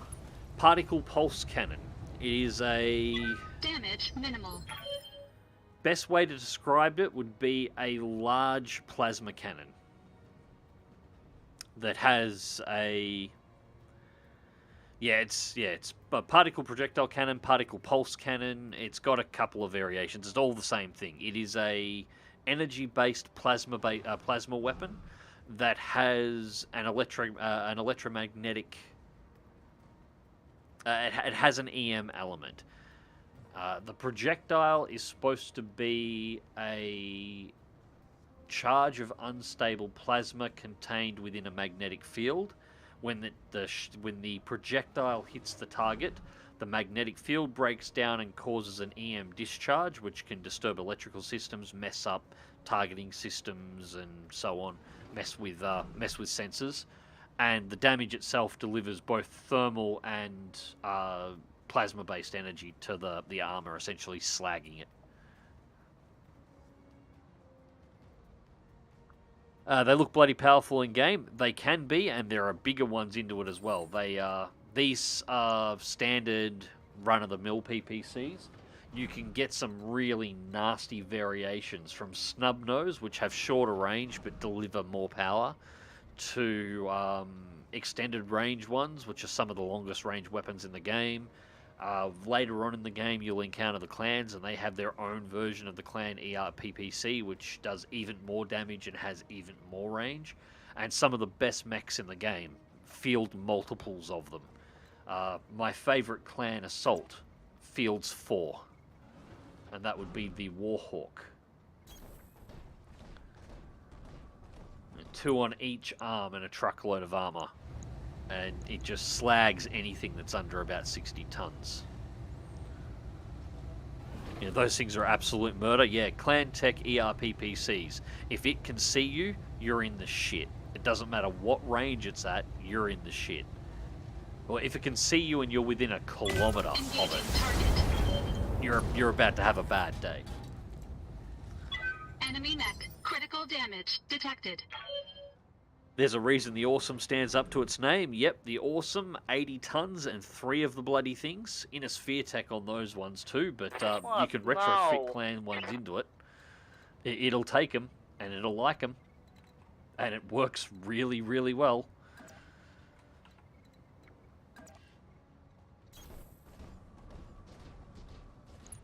Alright, let's give another kick into this Lancelot here from the side. Targeting. For now for strike.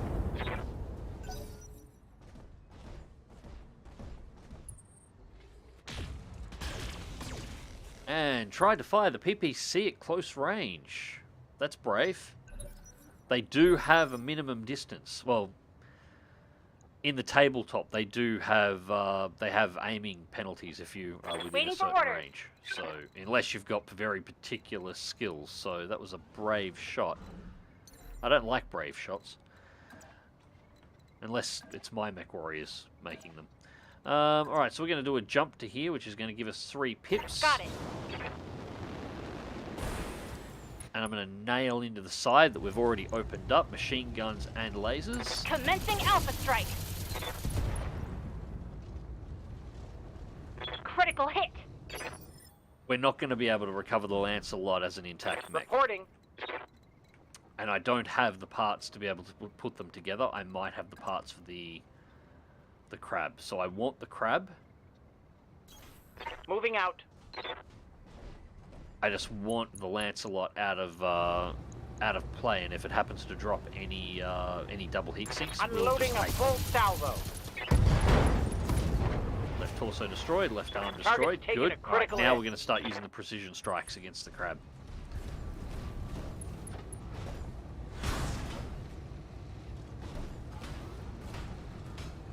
Warning. Armor low. You know, PPCs do tend to run bloody hot. Yeah, they do, but you can build the mech for that. You got to be picky, and it is easier to do with the heavy mech. Like there are some medium and heavy mechs that that pack multiple PPCs, and they can be difficult to deal with heat-wise. Once you start going into assault, you've usually got enough tonnage that you can put sufficient heat sinks on them to be able to stop them from slagging themselves by firing their own weapons. Usually. Sometimes, you only need them to be able to fire once. All weapons committed. Although builds like that tend to be something more for Mech Warrior rather than for BattleTech. Enemy mech. Critical damage detected. Right, we're getting the crab pilot Hey. here to panic, which is good. Like him nice and panicked. Okay, let's go. The LNC 2502 that is post SLDF version, no doubles, only 19 single heat sinks, so sadly no doubles in that one. Oh, well, that's a shame. Oh well. That's a 60-ton mech, I'll take one part of it, Enough. and I'll maybe collect a PPC out of it. Enemy down. Good to go. The doubles would have been nice, but yeah, it is what it is. Alright, Firestarter from range. Now I need to be starting to be really careful about this. So the back of the the back of the crab is largely undamaged. Roger, Commander. I've got the shot. There we go. That's what I wanted. Pilot failed out. Oh, Mission successful. hopefully we get a couple of parts of that. Oh, for God's sakes, this damn bot.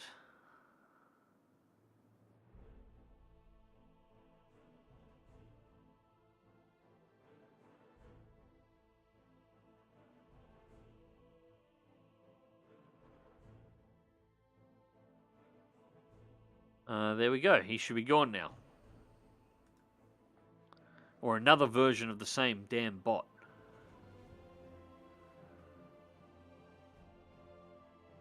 Alright, should be good now. That should be done. Alright, let's pop the game back up again. Let's see. So, destroy the invading land. Success. Drop cost 68,000. 70, just short of 70 grand for the drop cost. So, we got a payout of 153,000 credits. No pilot injuries, which is good. That's the first one we're looking for. And no major internal damage to any of our mechs. Everybody did really well. We've got some structural damage to the Firestarter, a little bit here, and both our Firestarters are a little bit worn for wear. Armor on the Shadowhawk's a little bit roughed up as well, but that's going to be basically nothing. And we only got one part of the crab. We got one part of the crab and one part of the Lancelot. So I'll take in them. And I did apparently have one in stock. We've got one part in stock. We've just got one, so we're on 2. We need 4. I'll take the Lancelot component as well. A single plus 2 accuracy PPC though.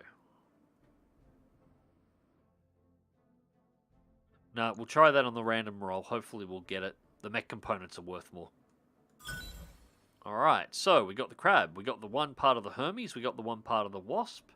We got everything except a stack of 9 heat sinks. So we've got a single plus PPC. We got the 2 stack of large lasers, the medium laser. 5 million, just short of 600,000 C-bills recovered. Okay, that's reasonably good. I'm pretty happy with that.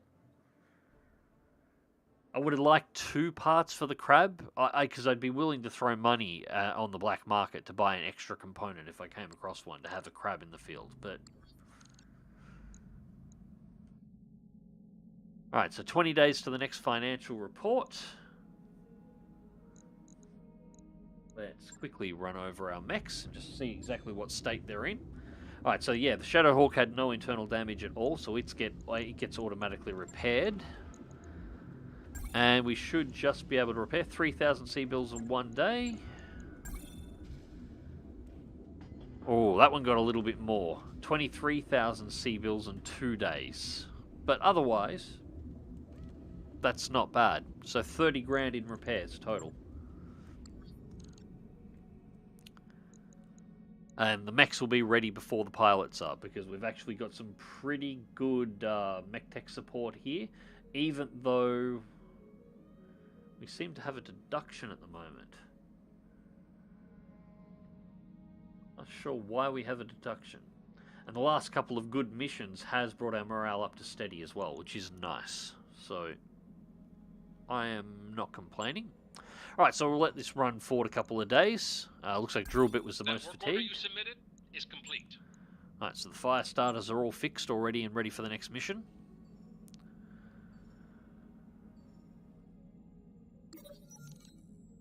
Hell of a deal. Alright, so special event, and it is the September 10th, 3029. While planetside on Ronel, Archangel slinks over to you and Samaya. Good news, Commander. I know a guy that can get us a Alcaracas Tiger Falcon, but it ain't cheap. This is exotic, highly sought after animal. I'm going to need 1 million C-bills. Well, the answer is no. But we'll go on. So, one question. Samaya arches a brow. Why do we need a bird that eats people? Archangel grins. We need it only temporarily. It's for a local collector. He's got his own personal zoo. It just so happens to have a cache of vintage mech parts. I can get you those parts. All I need is some extra hands. Relentless will do. And the funds to buy the bird. Then I can trade it to this eccentric billionaire. You'll be getting a hell of a deal on those pristine parts. This is a bad idea, even by our standards. Samaya narrows her eyes. You're not taking this scheme seriously, are you, Commander? Ooh. Alright, so. Matthew, also thanks for being patient with me on Discord. I thought NZ was much more helpful and that submarine construction was much more secret than it seems to be that case. Oh, no. Welcome to my Discord, mate. If you're unfamiliar with it, we talk about shit like this all the time, and where anybody who actually knows anything is quite happy to explain anything. That's why I like my Discord. It's quiet. It doesn't have too many active people on it, and everybody there is pretty nice. We have like 5 mods, and they're lucky if they actually have to do anything once every 2 months. It's great. So, yeah, no, that's just what it's like there. If you've got questions about anything, there will be somebody who knows something that can help you out if it's in regards to anything in the way of the military. I told you before you start, you should have modded me, Mags. Yeah, or I will fix you up probably after the stream, Vox. We will actually, no, we can sort that out. We will sort that out now. I can do that, can't I? Yes. Voxination is now a moderator for your channel. All right, so that is something that YouTube actually made easy to do. There we go. I now have a mod. Now, your job, Vox, stomp on any bots you see, please. MechTech welding shit on your mechs again, and you're gonna still put 30. Yes, that's right. It was the MechTech who decided to basically graffiti on my mechs and start a riot. The one that I wanted to put out an airlock, but the game doesn't give me the option.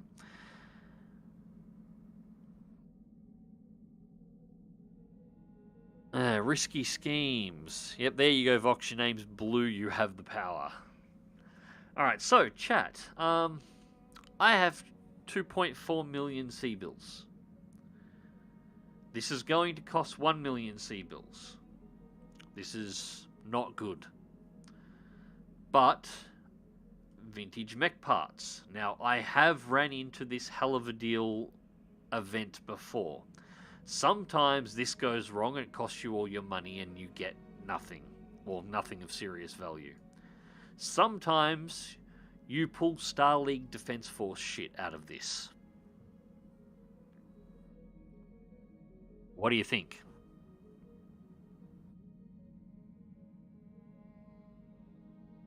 Voxination has evolved to VoxMod. Yes, he has. YouTube made something easy. It's a trap. It does feel that way. Everything else about the streaming on YouTube is a pain in the ass, but that part is apparently simple. Money can always be made. Let's get those parts. That's a fair call. A Fruity Curie, I guess I could join your Discord. Want to see pics of my actual mechs I've managed to put together so far? Yeah, well, we've got a channel on Discord called, it was actually designed for Warhammer 40k more than anything else, called Grimdark, but that's also kind of become the unofficial BattleTech channel. So it's 40k and BattleTech in there. And if you happen to collect actual miniatures and paint them up, we have a creative corner that you can post pictures of anything like that you do. So, yeah, if you want to join, come join. The server's been there for ages. Do it. I'm never a fan of stupid schemes. I go on, buy the bird. It's only C-bills, live a little. Going on, it's not my hard-earned C-bills. Vox, there appears to be a bot back. Do your thing.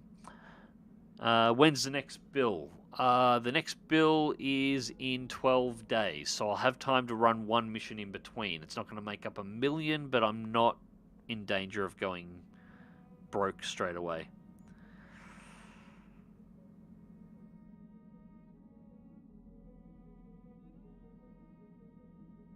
Alright. You know what? Most of you have said do it. Let's see what we get out of this. Let's see if RNG wants to be gracious and this gives us some good parts. You shrug. This has to be the most convoluted plan I've ever heard, but if anyone can make it work, it's you, Archangel. You'll get the funds for this operation, but make sure you come back in one piece. Aye, aye, Commander. This ain't my first illicit animal deal. Samaya rolls her eyes and Archangel departs with a wink. Hours later, as you're expecting the Leopard, a cargo ship approaches a landing pad. Samaya patches in the ship's hull. Special delivery, Commander. Archangel's voice crackles over the comms. We got free shipping included. That Tiger Falcon was worth more than I thought. Made some new friends too. Relentless says, say the word and I'll acquire whatever you need. Why don't you tell me about the new friends once you land? You signal Samaya and she opens up the Leopard's Bay doors. The cargo ship lands nearby and the mech warriors jump out, proudly revealing the gleaming mech parts inside. Relentless has gained the following tags. Criminal. Archangel has gained the following tags for 30 days. High Spirits, you lose 1 million. But what did we gain?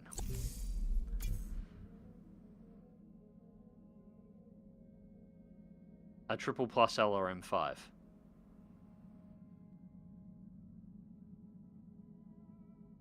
A weapon that's probably only worth 200,000 credits and that I'm likely never going to use.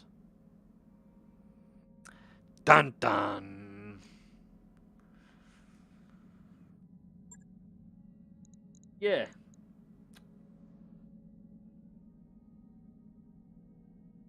Did he just say this is not my first illegal animal deal? Yes, he did.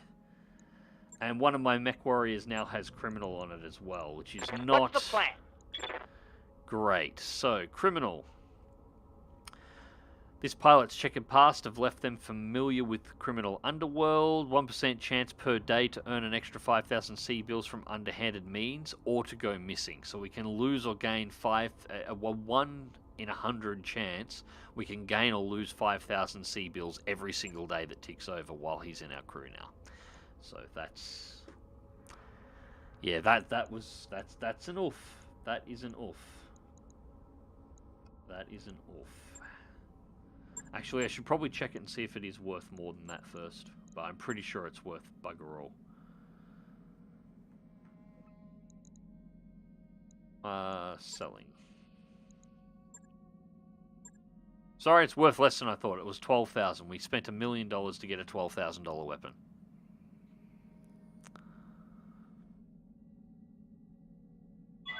There are personnel working outside the ship. Do not rotate, radiate, or energize any external electronic equipment. Shit.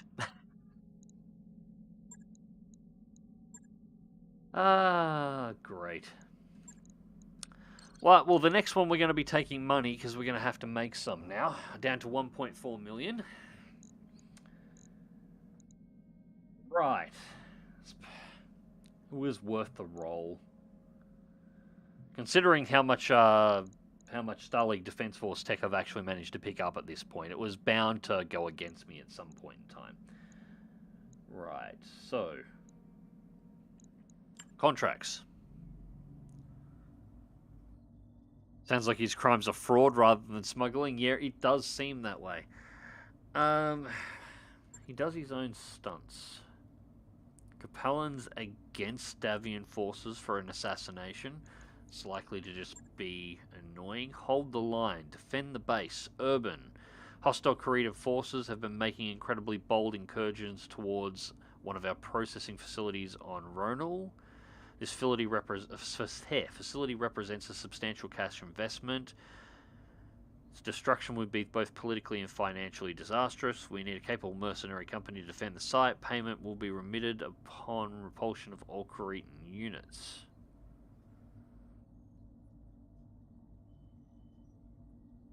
One and a half skulls, which is not too bad.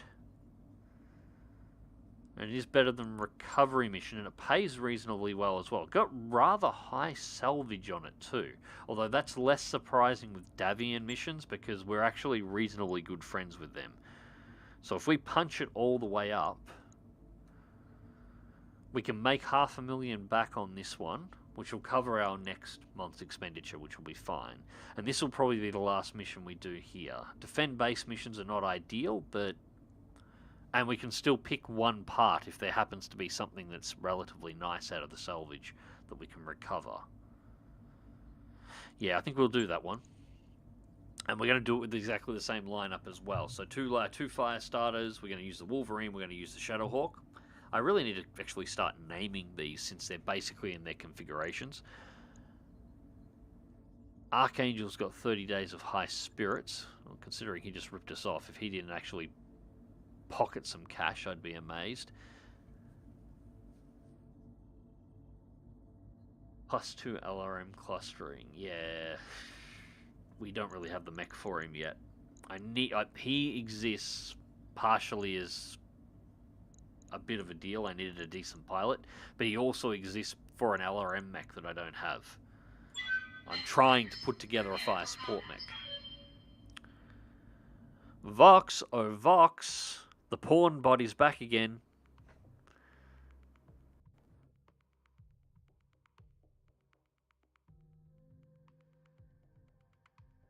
Alright, I'll deal with it.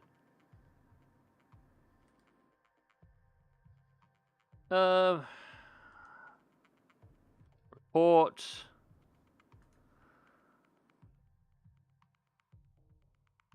And remove. Okay, that should be good.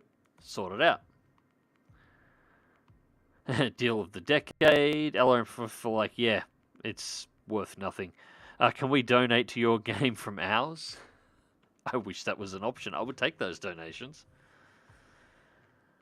Worth more than I thought. Archangel traded it for a single LRM5. Yeah, that was... Yeah, that didn't do great. Well, now he has an LRM5 triple plus for a non-existent fire support mech. Yeah, the problem is the LRM5 is useless. I don't deal in anything less than an LRM10. Ideally, what I'm after is a catapult, which is going to have multiple LRM15s. That's the one that I really want. But I'd take probably an LRM10. I might do an LRM10 and an LRM5 mix in a trebuchet if I come across one. I think I've got 3 parts of a trebuchet floating around, so maybe we'll get lucky on this mission. Alright, Commander, we've been tasked with defending this installation. We have scattered reports of incoming hostiles from multiple directions. They'll be targeting the structures, intercept them before they bring any of them down. Good luck. Alright, so we've got a holdout for reinforcements for 10 rounds. These are our targets to defend. 5 must survive. We have 7, and we have bonus points if we can save. Bonus points for destroying the entire enemy vanguard, and bonus points for saving all of the buildings. So we got 1 coming from this way. And that's the edge of the map. Actually, that's not too bad a position. That means we can't get flanked from completely opposite sides, because we're pushed right up against the map wall here. So we can be attacked from sort of north and south of where this base is, through the town. But they can't attack us from the east. Right, so first things first, we need to find out what these are. Nope, we can't make the buildings. Alright, so we are going to start sprinting. Shadowhawk, I want to keep relatively close. We will leave that alone for the moment. We'll get relentless. Alright, so 1 mech signature confirmed.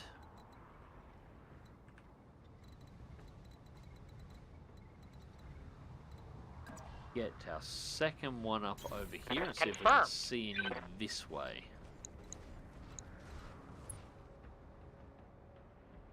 Alright, no mechs on sensors. So only 1 confirmed at the moment. What now? I really need to set up a scout pilot. Alright, so for the moment I'm going to keep the Shadowhawk and the Wolverine relatively close. And we'll just nick around with the Firestarters just to locate where these enemies actually are.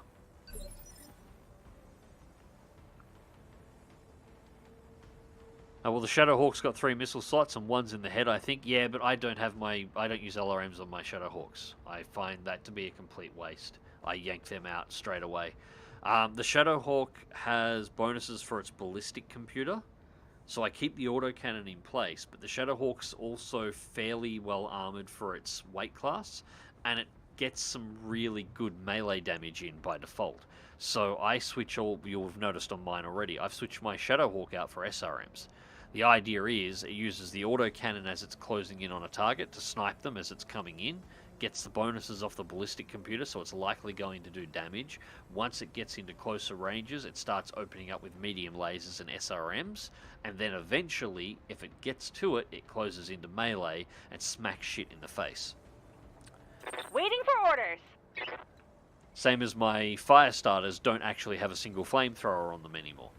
My Firestarters are completely decked out with machine guns because the flamethrowers are too situational and cause the Firestarters themselves to overheat, where you can whack 6 machine guns and 2 medium lasers on them, and if they manage to get through the armor or any other mech opens up the armor for them, the machine guns will rip the internals of other mechs to pieces. How might I help?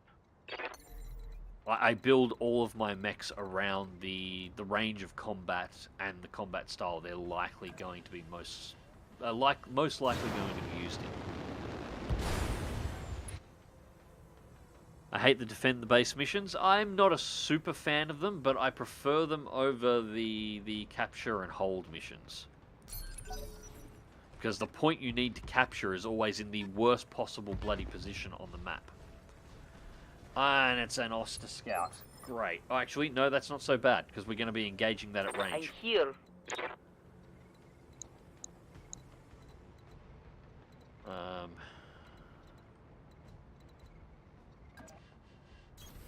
Moving to position. I thought you were going to change that guy's voice. I was going to. I forgot to do it, but I can fix that up. It is 2:58 in the morning here at the moment, guys, so this is probably going to be the last fight of the night. We'll complete this one, and I'll call the stream here. As I said, I started later than I would have liked, but I will remind me before the stream ends to change his voice, and I will do that one.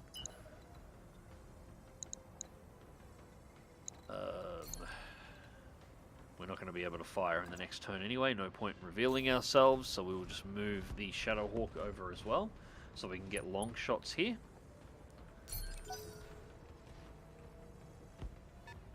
Second mech has been detected. And 2 more coming down the street. Right. Waiting on you, Commander.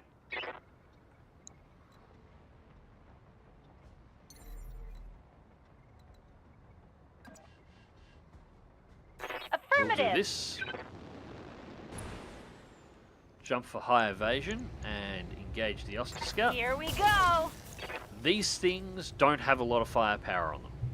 Hey, What they do stand have still when I'm attacking you. is a reasonably large amount of armor, so they're annoying to kill. A relatively high mobility, so they're generally hard the to plan? hit. And a Beagle Active Probe.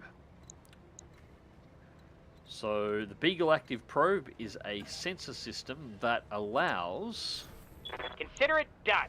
these things to essentially get a sensor lock on every single mech that is within a radius of it when they activate it. Certainly. And the radius is actually quite large, so they can sensor lock your entire Reporting. lance Critical and then hit. run away, and you can't stop them.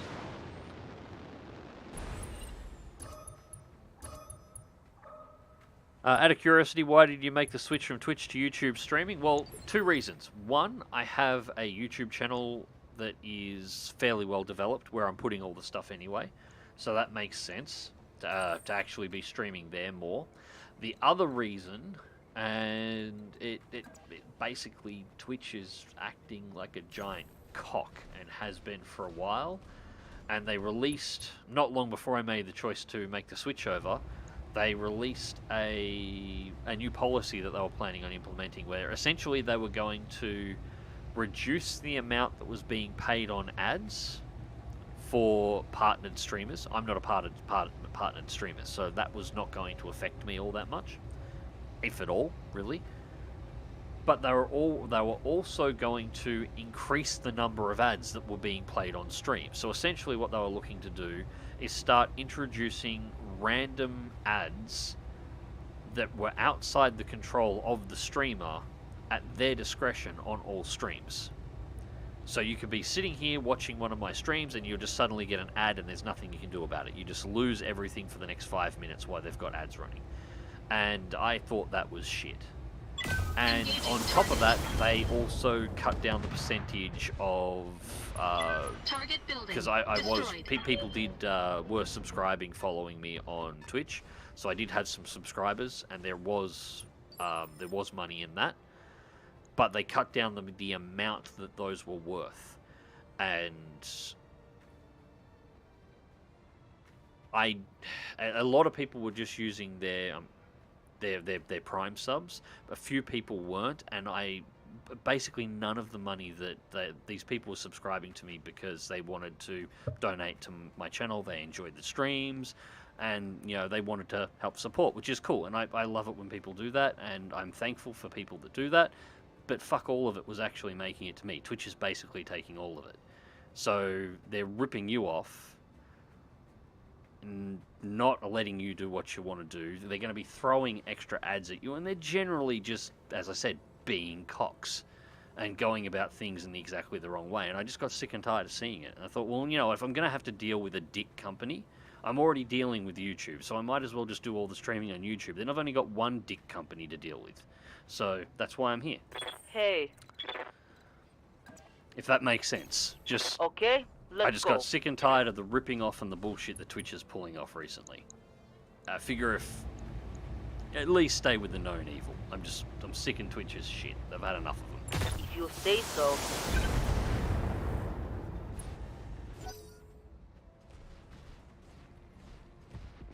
That, and I have noticed too, although this is not a reason for why I switched over to YouTube, but I have noticed, and I know a lot of people in my chat were noticing it as well, Twitch was Heads up, breaking Commander. a lot, You've got where hostile it would contacts randomly get inbound. jerky, and people were having to refresh the stream in order to be able to get chat back, and all sorts of weird shit was happening on Twitch every now and again.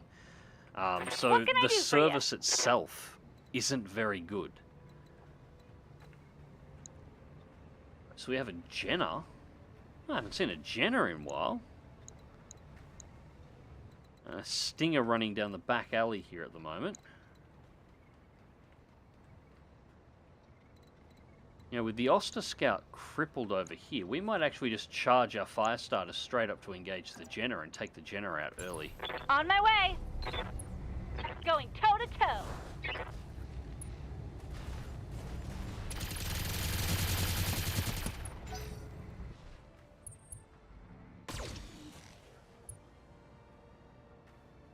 Glad to see it live for once. First time I caught it was once it was still going. Yeah, well, it should be easier to find now. I said most of my viewers are on YouTube anyway, following my YouTube channel. So now it's the place where all my videos are. You're going Yes, to see Commander. the streams popping up here. I am going to be getting the Skyrim stream up and running again as well, too. Have no doubt, it will I'm be done. possibly going to do that Friday night. Oh, that was a good hit. Left leg destroyed on the Jenner. Its mobility just got rooted. That's a critical hit. Yeah, these two Firestarters are going to just pull the arms off this thing now. That Jenner's done. It is done.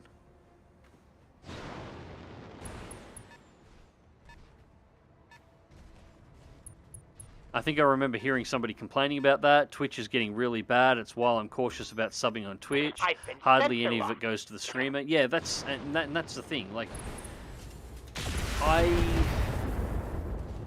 I don't actively promote my Patreon all that often. I've had one for years, but I don't actively advertise it because I've always seen that as more of a donation thing. If you want to donate to support, you can. It's there. If you don't, you don't. I'm not really putting anything that's unique on my Patreon for anybody. But at the very least, you know that most of that support, if you decide to donate to the channel, goes to me. I've always said if you ever want to help out or support the stream, I prefer you to buy a t-shirt or something, or a coffee cup or something, because at least you get an item out of that as well, and it's something that I've designed. The Twitch stuff, they're taking money out of your bank, and I think it's like, what's a Twitch sub at the moment? $5? $6 US? Unless you're a partnered subscriber, you get about 60 cents for one of those, and the rest of it goes to Twitch. It's like none of it's getting moved through, so they're ripping you off for your support and nothing's coming through, and it's just, I'd rather you just not spend the money at all. Like, I'd rather you just not be subbed on Twitch, because, you know, that, and I'm not saying, oh, go sub on Patreon or anything else, I was just using those as examples. I'd rather you not be subbed at all than put money into something where it's basically all getting yanked by Twitch because they're a bunch of twats. Just watch the streams and enjoy them for free. Yeah? Engaging target. Yeah, if money is going to go into something, I'd rather it go into something where you're actually getting what you think your money is going into. That's, as I said, that's why I like the merch type stuff, because I design everything. No, I don't get anybody to design my stuff. I design my stuff, and you get an item. Internal damage. There is a coffee cup that you can enjoy a coffee in the morning, or a T-shirt that you can wear, or there is an object that you get out of it, and it's, yeah, much better deal. I'm here. I hate feeling like people are getting yanked. And, yeah, that's basically Twitch. I hope this hurts. Twitch is very good at yanking people for money and not giving anything. Didn't expect that.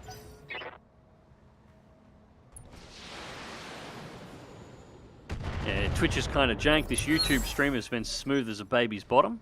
Well, that is some good news at the very least.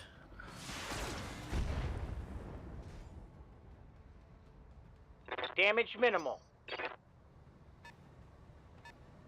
So far, everything's been going relatively good in this mission, which is good, because I haven't been paying a super amount of... Oh, we got a Panther. Alright, and a Phoenix Hawk. I didn't see those come in. Alright, that's a concern. Commander? Alright, so... No.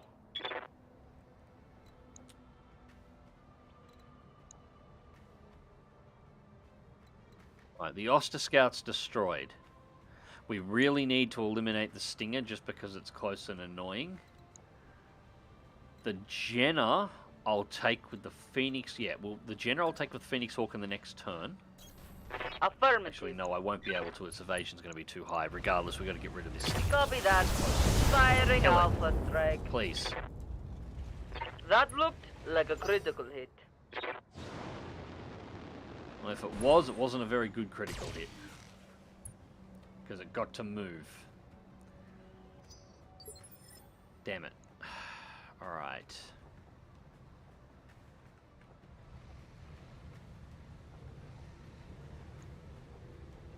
Good to go. Honestly, the Panther is probably the more dangerous one here, just because of the PPC.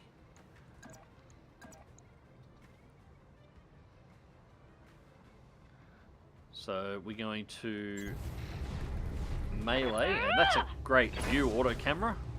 Alright, apparently we got a structure exposed. Oh, that was good. SRM ammo explosion, hit, double Commander. left torso destroyed, left arm destroyed.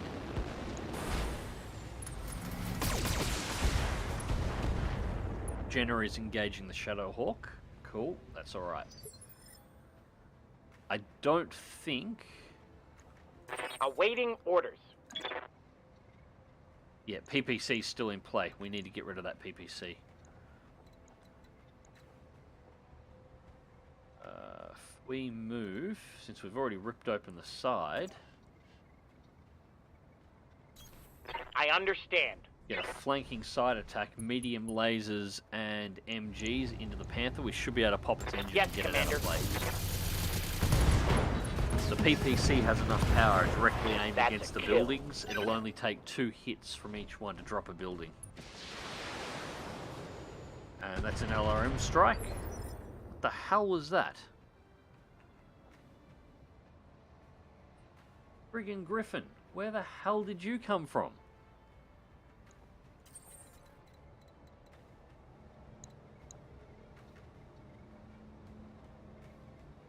Alright, our chances of hitting with guns are pretty slim, so I'm going to go for the melee attack from the Shadow Hawk against the Jenner and see whether or not we can just smash it down. Engaging physical attack. Engine destroyed, yep, that'll work, I'll take that. Done, Jenner is now out of play. Enemy mech destroyed. The 2-minute delay between video and audio was a good stream. Yeah, that was one of Twitch's fun ones as well. And that wasn't a setting on my end. That was just Twitch decided to completely desync the entire stream because why not?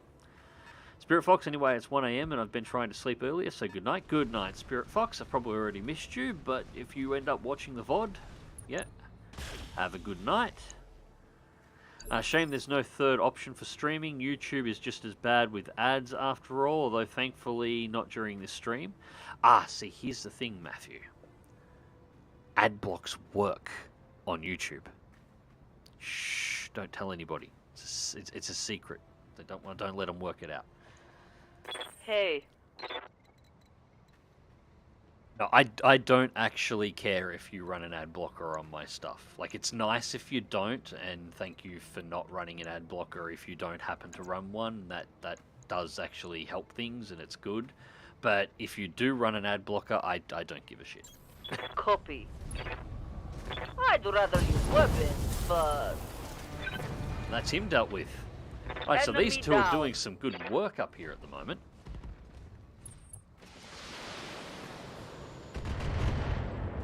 Just had a mild heart attack. The control software for our From Labs popped up with an error. Thankfully, it just lost net connection. That's the 3D printer you were mentioning earlier on, I think. I think that's at a court. Yeah, I suppose losing a net connection isn't... Do they even have net connection? I suppose some of them probably have the ability so you can pipe in and actually get them printing by remote. Yeah. But that's beyond the scope of the ones that I generally look at. The ones that I'm looking at, you stick a USB pen in them and tell them to print stuff. So... 6MG starter in the works. Yes, build them, Fun Curie. 6 MGs on a Firestarter is the best configuration in the world, and at low tiers they just rip things to pieces. And you can get, if you pull 2 of the jump jets, because they carry 6 jump jets by default, 3 in each torso, put the MG ammo in the legs, leave the jump jets in the torso, pull 2 of the jump jets off, and you can get 598 armor on them as well, which means they're armored like a medium mech. They basically generate no heat. They're as mobile as hell as any other scout mech, and you're seeing what I'm doing with them. It's not uncommon for my 2 Firestarters to do more damage than all the other mechs that I've got combined. Like, Right, they're Commander. vicious. It is a great configuration.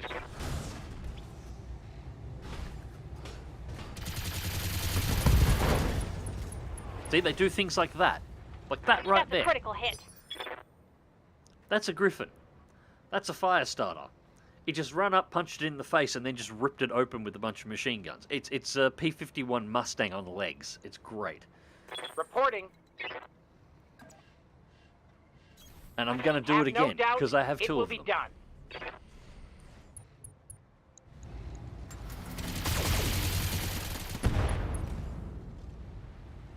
And the battle fist destroyed, foot destroyed. Nearly got an injury on the pilot, which means one of those MGs raked the side of the cockpit.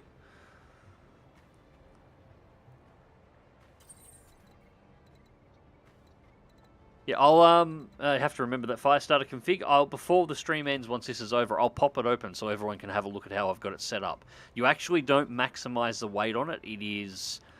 It's like 80 kilos lighter than it should be, than its maximum. But you can't fit anything else on it to actually finalize the build.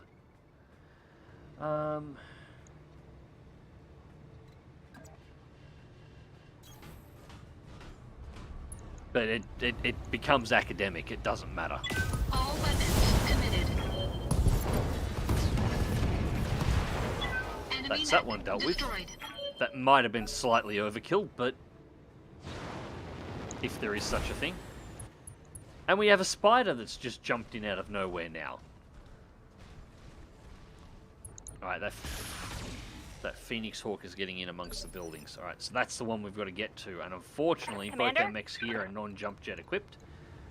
So we have to leave our Firestarters up here because they're going to deal with the Griffin first. Coordinates I'm received. actually going to use Precision Strike on Drillbit. because this would be really nice to recover if we can. So if we can focus it, pull the legs out from Got it. underneath this would actually be really good. Yes, Relentless Commander. on this side. And the pilot is nearly panicked out of its brain at the moment, so hopefully he'll bail out. Firing. Left leg destroyed, left arm destroyed, Target pilot incapacitated. neutralized. Okay, we might get 2 parts out of that Griffin. We may have recovered a Griffin, because I know I have some Griffin parts floating around. Alright, Spider decided to jump in behind us. Why he decided to jump in behind us, I have absolutely no idea, but that's what he decided to do. So fair enough, I'm going to punch the Spider in the face with a Shadowhawk. Engaging physical attack. Because he was dumb enough to get into melee range with a Shadowhawk. And that was the end of the Enemy Spider. mech destroyed. I'm here. Alright, Cerberus is going to have to sprint in order to get to where the Phoenix Hawk is, because unfortunately...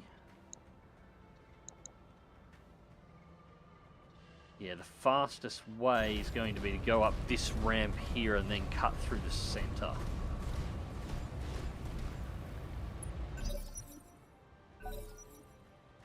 That was an engine destroyer in the Griffin. Yeah, we'll pull at least 1 part out of it. I'm not sure how many parts of a Griffin that I actually have floating around, but... Waiting for orders. ah, well. It is what it is. And we needed to move on Right, anyway, because Commander. the Phoenix Hawk is actually in the objective now, and we need to deal with the Phoenix Hawk, so... Targeting enemy sticks. Awaiting orders. Roger.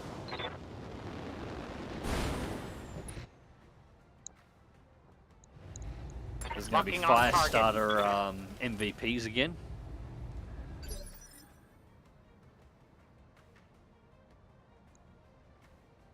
Uh, 0.6 tons underweight, but who cares? Yeah, it's an irrelevant number for the performance you get out of the mech. The weight loss just doesn't matter.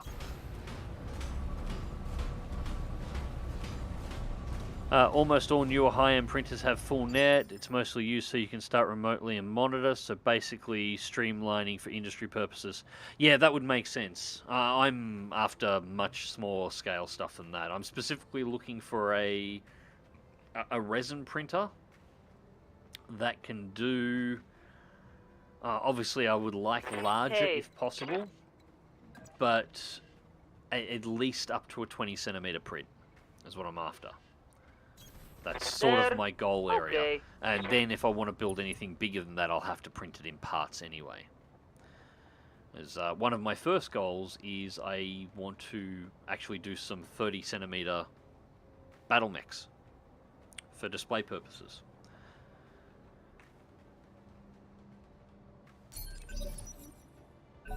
So they're going to have to be printed in parts and then assembled. I'm essentially going to print them like a model kit that you would buy out of a store. Just Good to because, go. for some reason, nobody's actually made one of those. I don't know why, but nobody's done a battle mech or a BattleTech related model kit. Right, Commander. You can buy Gundams, but you can't buy battle mechs from anything from the BattleTech universe. Yes, It Commander. seems like a pretty massive oversight to me, outside of the minis you get for the tabletop. Which I don't really want to print the minis if possible, Confirmed. because I would actually like to support Catalyst Games for getting the tabletop popular again and buy those. But I want some larger models. I want high detail mechs at anywhere from 15 to 30 centimeters, sort of a thing.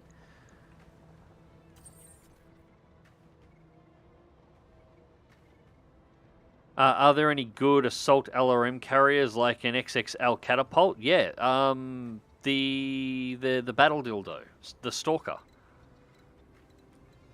The Stalker is a beast. You can configure it as an assault mech with a whole bunch of energy weapons, but ideally you load it up with quad LRM 20s and an arc beacon, and it will ruin everybody's day, all the time. It looks like a giant dick on legs, but That's essentially what it is. It's a 100, well, sorry, 95 ton catapult. Is What? basically No. what it is. Yeah, Stalker. Brilliant piece of kit. Absolutely would love to get my hands on one of those in this game if I can, but they're probably a little out of my tonnage at the moment. A single Stalker would ruin my entire lance, and there would be nothing I can do about it.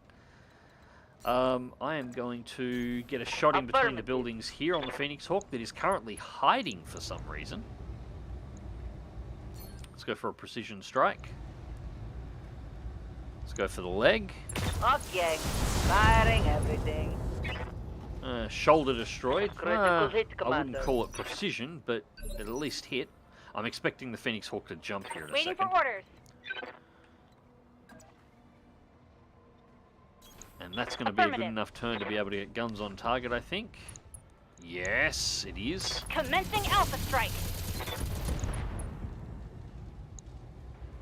Critical hit. Reporting. And we're going to have to do a jump if we're going to get a second shot in. Yep. Unleashing hell. Hip destroyed. Gyro That crit. hit something good. Pilot is shitting his britches.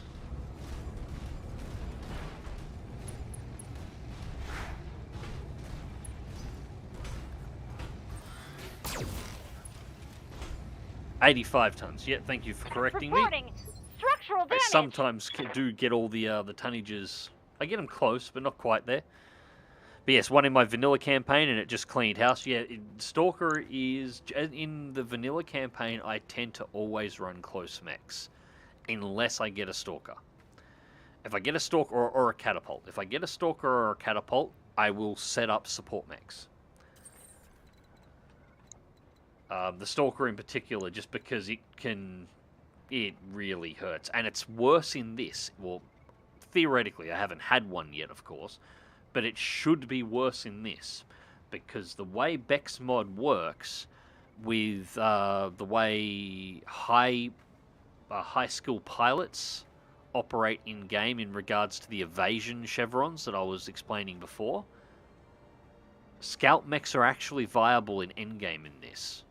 If you get a 9-point, 10-point pilot, they don't lose their evasion pips or their evasion chevrons in between turns. So you can wind them out to, I think, nearly 9 or 10 evasion pips. So it'll take 9 or 10 direct attacks before you actually get a direct bonus on them in order to be able to hit them. And in between turns, say you only shoot them 4 times, or they only get shot 4 times, so they go down to 6. They start the next turn at 6, and their next move, they can pump themselves instantly back up to 10. So a scout mech is entirely viable. A Raven with ECM and a Stalker packed out with Star League LRM launchers. Those 2 mechs alone would be devastating in endgame in this. You would just be able to rain hell on the enemy, and there would be nothing that they could do about it. I'm here.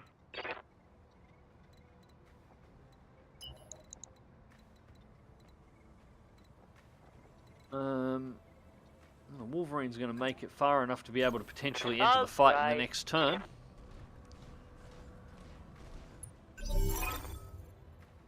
Excellent work, Commander. The hostiles are clear and our facility is secure. Damn it! We didn't get to finish off the Phoenix Hawk. It's going to be mission successful. But we got all the bonuses. No, we didn't. We didn't destroy the Vanguard because the Phoenix Hawk is still alive. I don't think. Or was the Vanguard just the light mechs? Ooh, I'm not sure. There's 2 Lancers there. We'll have to find out.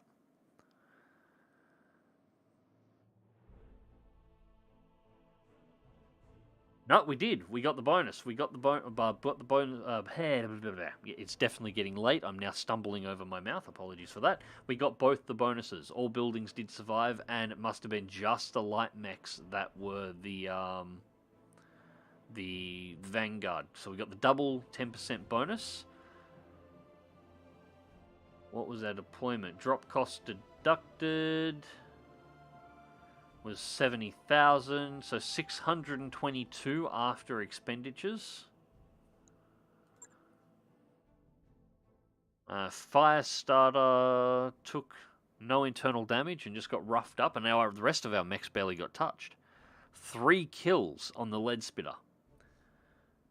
Shadowhawk takes 5, or 4 and an assist. So yeah, that's right, those reds are assists. So it's 2 and an assist, and 4 and an assist on the Shadowhawk. Right. We got a lot of mech bits here. This actually, in hindsight, wouldn't have been a bad mission to take more on, but the only one we're really interested in is the Griffin. We have 2 parts of the Griffin in stock. Now we have 3. Everything else here, the Oster Scout, we've got 2 for, but I would just sell it. There's 2 parts of it left. I would just sell that. The Panther, we've got no parts for. 1 part for the Spider. We got 2 parts of the Spider remaining as well. Not a lot else. Alright, let's see what we get on the random draw. Alright, we got a Jenner component, we got a Panther component, we got a Wasp component. So we're going to have 3 parts of a Wasp, so 1 more of one of those, and we'll be able to build and sell a new one, and we picked up a PPC. Not terrible. Not terrible. I think I would have preferred the 2 parts of the Oster Scout just so I could sell it for the extra money, but 4.1 million and us now being 1 part short of a Griffin. All we've got to do, if we had managed to get that pilot kill or get the pilot to eject, we possibly could have got 2, in which case we'd have a completed Griffin. Now, the next time we run into a Griffin in the field, so long as we kill it, we're going to recover a Griffin. So we'll have another 55 tonner the next time we run into one, and thankfully they're fairly common. So that's not terrible. And that got us 2/3 of the money that we spent on that stupid bird for what is a $12,000 missile launcher.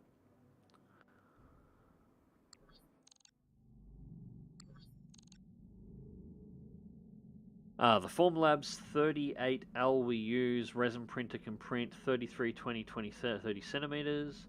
But the whole system with all things you need is around, yeah, 30k Australian. Yeah, that's more expensive than I'm willing to go. I'm looking for something much, much cheaper than that. I mean, don't get me wrong. I would like a 3D printer like that, but for my hobbying needs, that's a bit beyond, a bit beyond what I'm after. Yeah, not quite something for the private consumer. Yeah, that about covers it. Don't forget to change the guy's voice unless it's becoming too much of a part of his identity. Oh, no, we'll change the voice. That's annoying. Oh, hi, didn't know you were streaming. Sorry, Joe, you're right at the end of the stream. It's currently 3:29 in the morning in Australia, so that is just about the end of it here. We've been streaming for 2.5 hours. We started a little bit late. I'll try and get going earlier in the day next time. So, where are we at anyways before I finish everything up? So, financial reports due in 12 days. We're 6 days for Claymore to have him ready to go. 6 days across all pilots, actually. So, we can actually perform 1 more mission before the financial report. This is an all-ship announcement. At our next 12 call, days we'll on take the you ship on a new upgrade. dedicated. If you're up Contracts. for shore leave, keep your eyes open for potential candidates. There's only 3 potential missions that we can actually do now. We've got this one here for the Capellans. We've got the Kurita manufacturing facility, and we have the urban recovery mission for a single skull, which is... There's not a lot in any of that, to be perfectly honest. 180,000, 168,000. These are all really shit-paying missions. So I think it's about time for us to move on. So I don't think we're going to pull off 1 more mission regardless. I think we're going to leave. Mech Bay.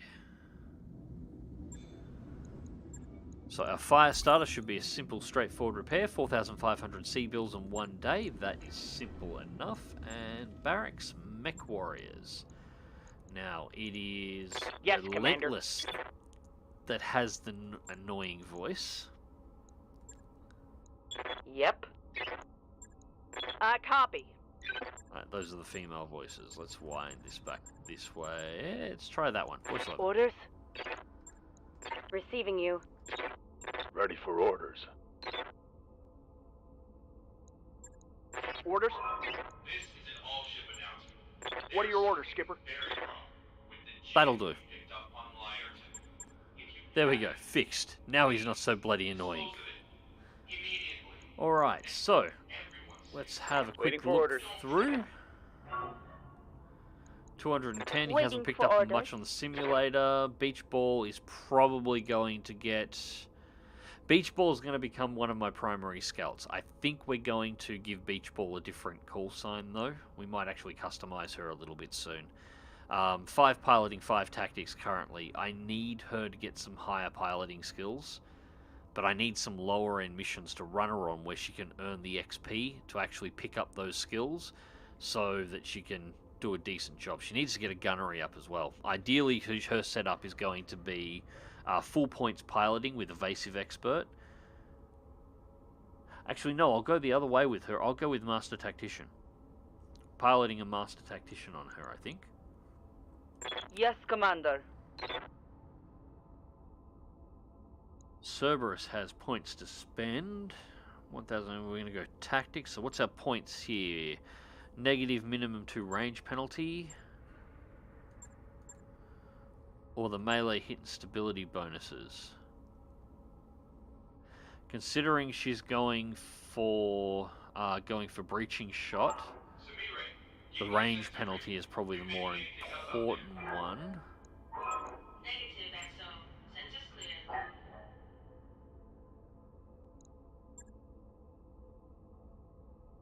No, we'll go for the piloting because we want the stability bonus and the melee hit for since we're doing so much close range stuff. Mech Warrior training complete. Claymore, 914, nothing to spend on him Waiting at the on you, moment. Commander. Drill bit, 1,000 points, but nothing really to spend. That's probably going to be a tactics point next. Although, no, she's already got the +1 health from Guts 4, Yep. so that's fine. Phantom is still sitting at 1,500. Skipper? And Relentless is at 1,900 points. And he's going for a tank pilot build, so I'm just going to pick him up his evasion bonuses just so he's 5 across the Training board. confirmed, Commander. Alright. Or his tactics bonuses, so he's 5 across the board. Alright, so that is all of our pilots sorted out. So now I'll just quickly go through chat, see what everybody's got to say, and then we can bring this... Oh, actually, that was what I was going to do. For those of you starting off new campaigns, Firestarter build. There you go. There's the Firestarter. So it's 3494. It's got 2 tons of MG ammo in the legs. Medium laser in each arm. 6 machine guns, 2 in the center torso, 1 in the left and right torsos, and 1 in each of the arms. 4 jump jets, which are kind of a bit out of config, and basically all of its armor maxed out, running 20 tons on the rear, or 20 points of armor on the rear center, 15 on each of the rears. So in total, it is running. Where is my total armor count on this? I'm having a massive block. It's actually not doing the calculation. That doesn't matter. I'll pull it up in a second. Regardless, all of its armor is focused out the front. 65 points across the front, 90 points to the center. The legs are running at 80, 60 on the arms, so they're hard to break off. And I'll be able to actually pull it up here and have a look. There we go. That's what I was looking for. 595 tons of armor total on a mech that only weighs 35 tons. Which, to put it into perspective, the Phoenix Hawk weighs 45 tons and is sitting on 720. So it's a full 10 tons heavier, and it's maxed on armor as well. And it's only really got 125 tons.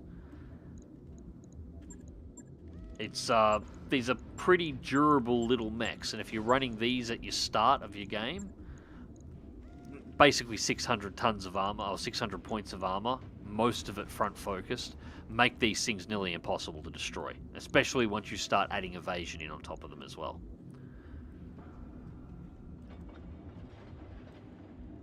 Alright, so voices change. Blast will watch it from the start then. Yep, well the entire thing will be available. I have been recording this separately, but if the stream quality's been good, I won't bother uploading it. I'll just leave the stream up. And then stupid bot's already been deleted. Cool. Thank you very much, Vox. Oh god, the bots, give it a break. Yeah, that seems to be a thing that is more common here. They seem to be popping up a lot. I don't know why.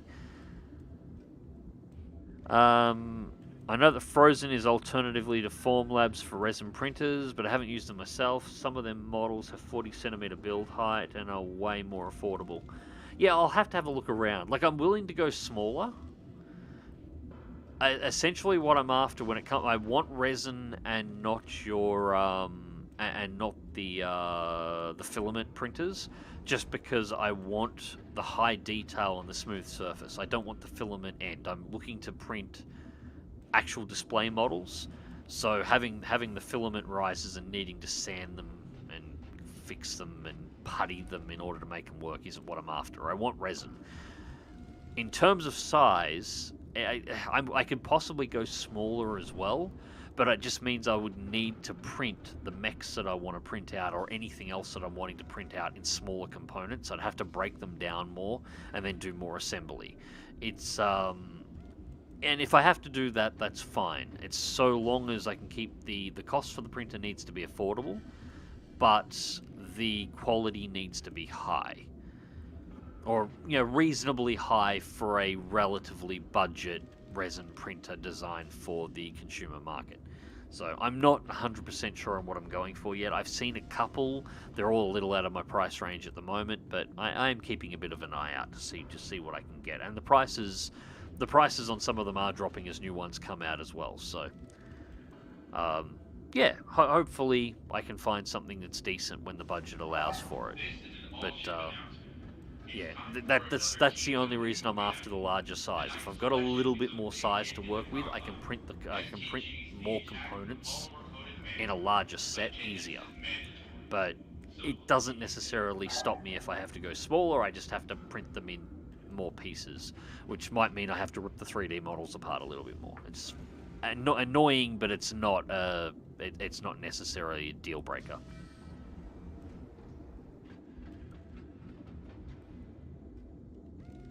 Printing the mechs and components will help you with painting them. Yeah, it comes down to working out how to assemble them, because a lot of these 3D models that I've been looking at, they're not designed to be broken down that way. So it means I might have to actually redesign all the 3D models into their components to actually put things like joining components on there, like nubs and knobs, to potentially actually allow for assembly. Either that, or I'm going to have to use something like actually mix up another resin and resin glue them together, which is, well, it's possible again, but yeah, well, we'll see what happens. We'll see what happens in that regard. Still, I am looking forward to finally getting a printer to play around with, but it's probably still a little ways away yet. If I do end up picking one up, though, I'm absolutely going to probably do some videos on it for the channel, because I'm probably going to do some aircraft-related stuff as well. I've been wanting for quite some time to mess around with doing, I'm sure you've seen these before, the 3D dioramas that people do with models, where they'll have a submarine and they'll actually use resin to create artificial water to try and create a scene where the submarine is, you know, launching a torpedo, or, you know, is running at periscope depth, or whatever else. I want to do some of those, but I actually want to make the submarine myself before I make the diorama and actually have them on display. I want to play around with some of these so I can actually start making them with my sons. So, yeah. But we'll see what happens with that. Anyways, ladies and gents, it is 3:40 AM, so it is very late, and I am going to go to bed now, so nothing you can't fix with Fusion 360 and a bit of work. Yeah, this is true. This is true. As I said, if I have to do it, I have to do it. But anyways, ladies and gents, I'm going to bring this one to a close now. Hope you've enjoyed it. Thank you very much for watching. We will be doing more streams soon enough. As I said, on Friday, I'm going to try and get the next Skyrim stream up. That one I will be recording independently, just because I know YouTube and my net connection is not going to like some of the details in Skyrim that pixelates too much. So the stream itself might be a little chunky, but I'll try and get it as clean and as smooth as I possibly can. And I will be recording that one independently, so that one will be uploaded at a much higher bitrate afterwards. So what I'll probably do is stream it on the Friday night, and then the video, the VOD, will be pulled down after the stream is completed, and I will then upload the live stream of the Skyrim playthrough on Sunday, because Sunday Skyrim is where I'm actually doing it. So that's when the actual VOD will be released at higher quality, will be the Sunday, while Friday might be the actual streaming date. Not sure exactly what time I'll be starting at. I've got to do a drive to Melbourne on Friday, so hopefully it will be earlier than it was tonight. BattleTech next. Well, there'll definitely be one by next week. I'll try and fit another one in as soon as possible. Wednesday is likely... Tomorrow's Wednesday. Tomorrow, at about 10 PM, should be a War Thunder video. I have a bunch of footage for the A6M0, one of the later model ones that I'm going to be putting up. Just a post-commentary of me messing around in the Zero, shooting some people down, kind of like I did with the recent one for the Last Gunfighter. But I am working on some specialist videos for, well, not just necessarily for War Thunder, but I'm trying to work out a way of doing a series of videos that will be useful from a tutorial standpoint, not only for War Thunder players, but also potentially for IL2 and DCS players. Basically, anybody who flies any kind of sim or flight game should be able to find some usage out of them. So, taking me a little bit to work out how to word that one up and make it appeal to everybody, but that's something that I'm working on. Other than that, guys, again, hope you enjoyed it. Thank you very much for watching, and until next time, take care.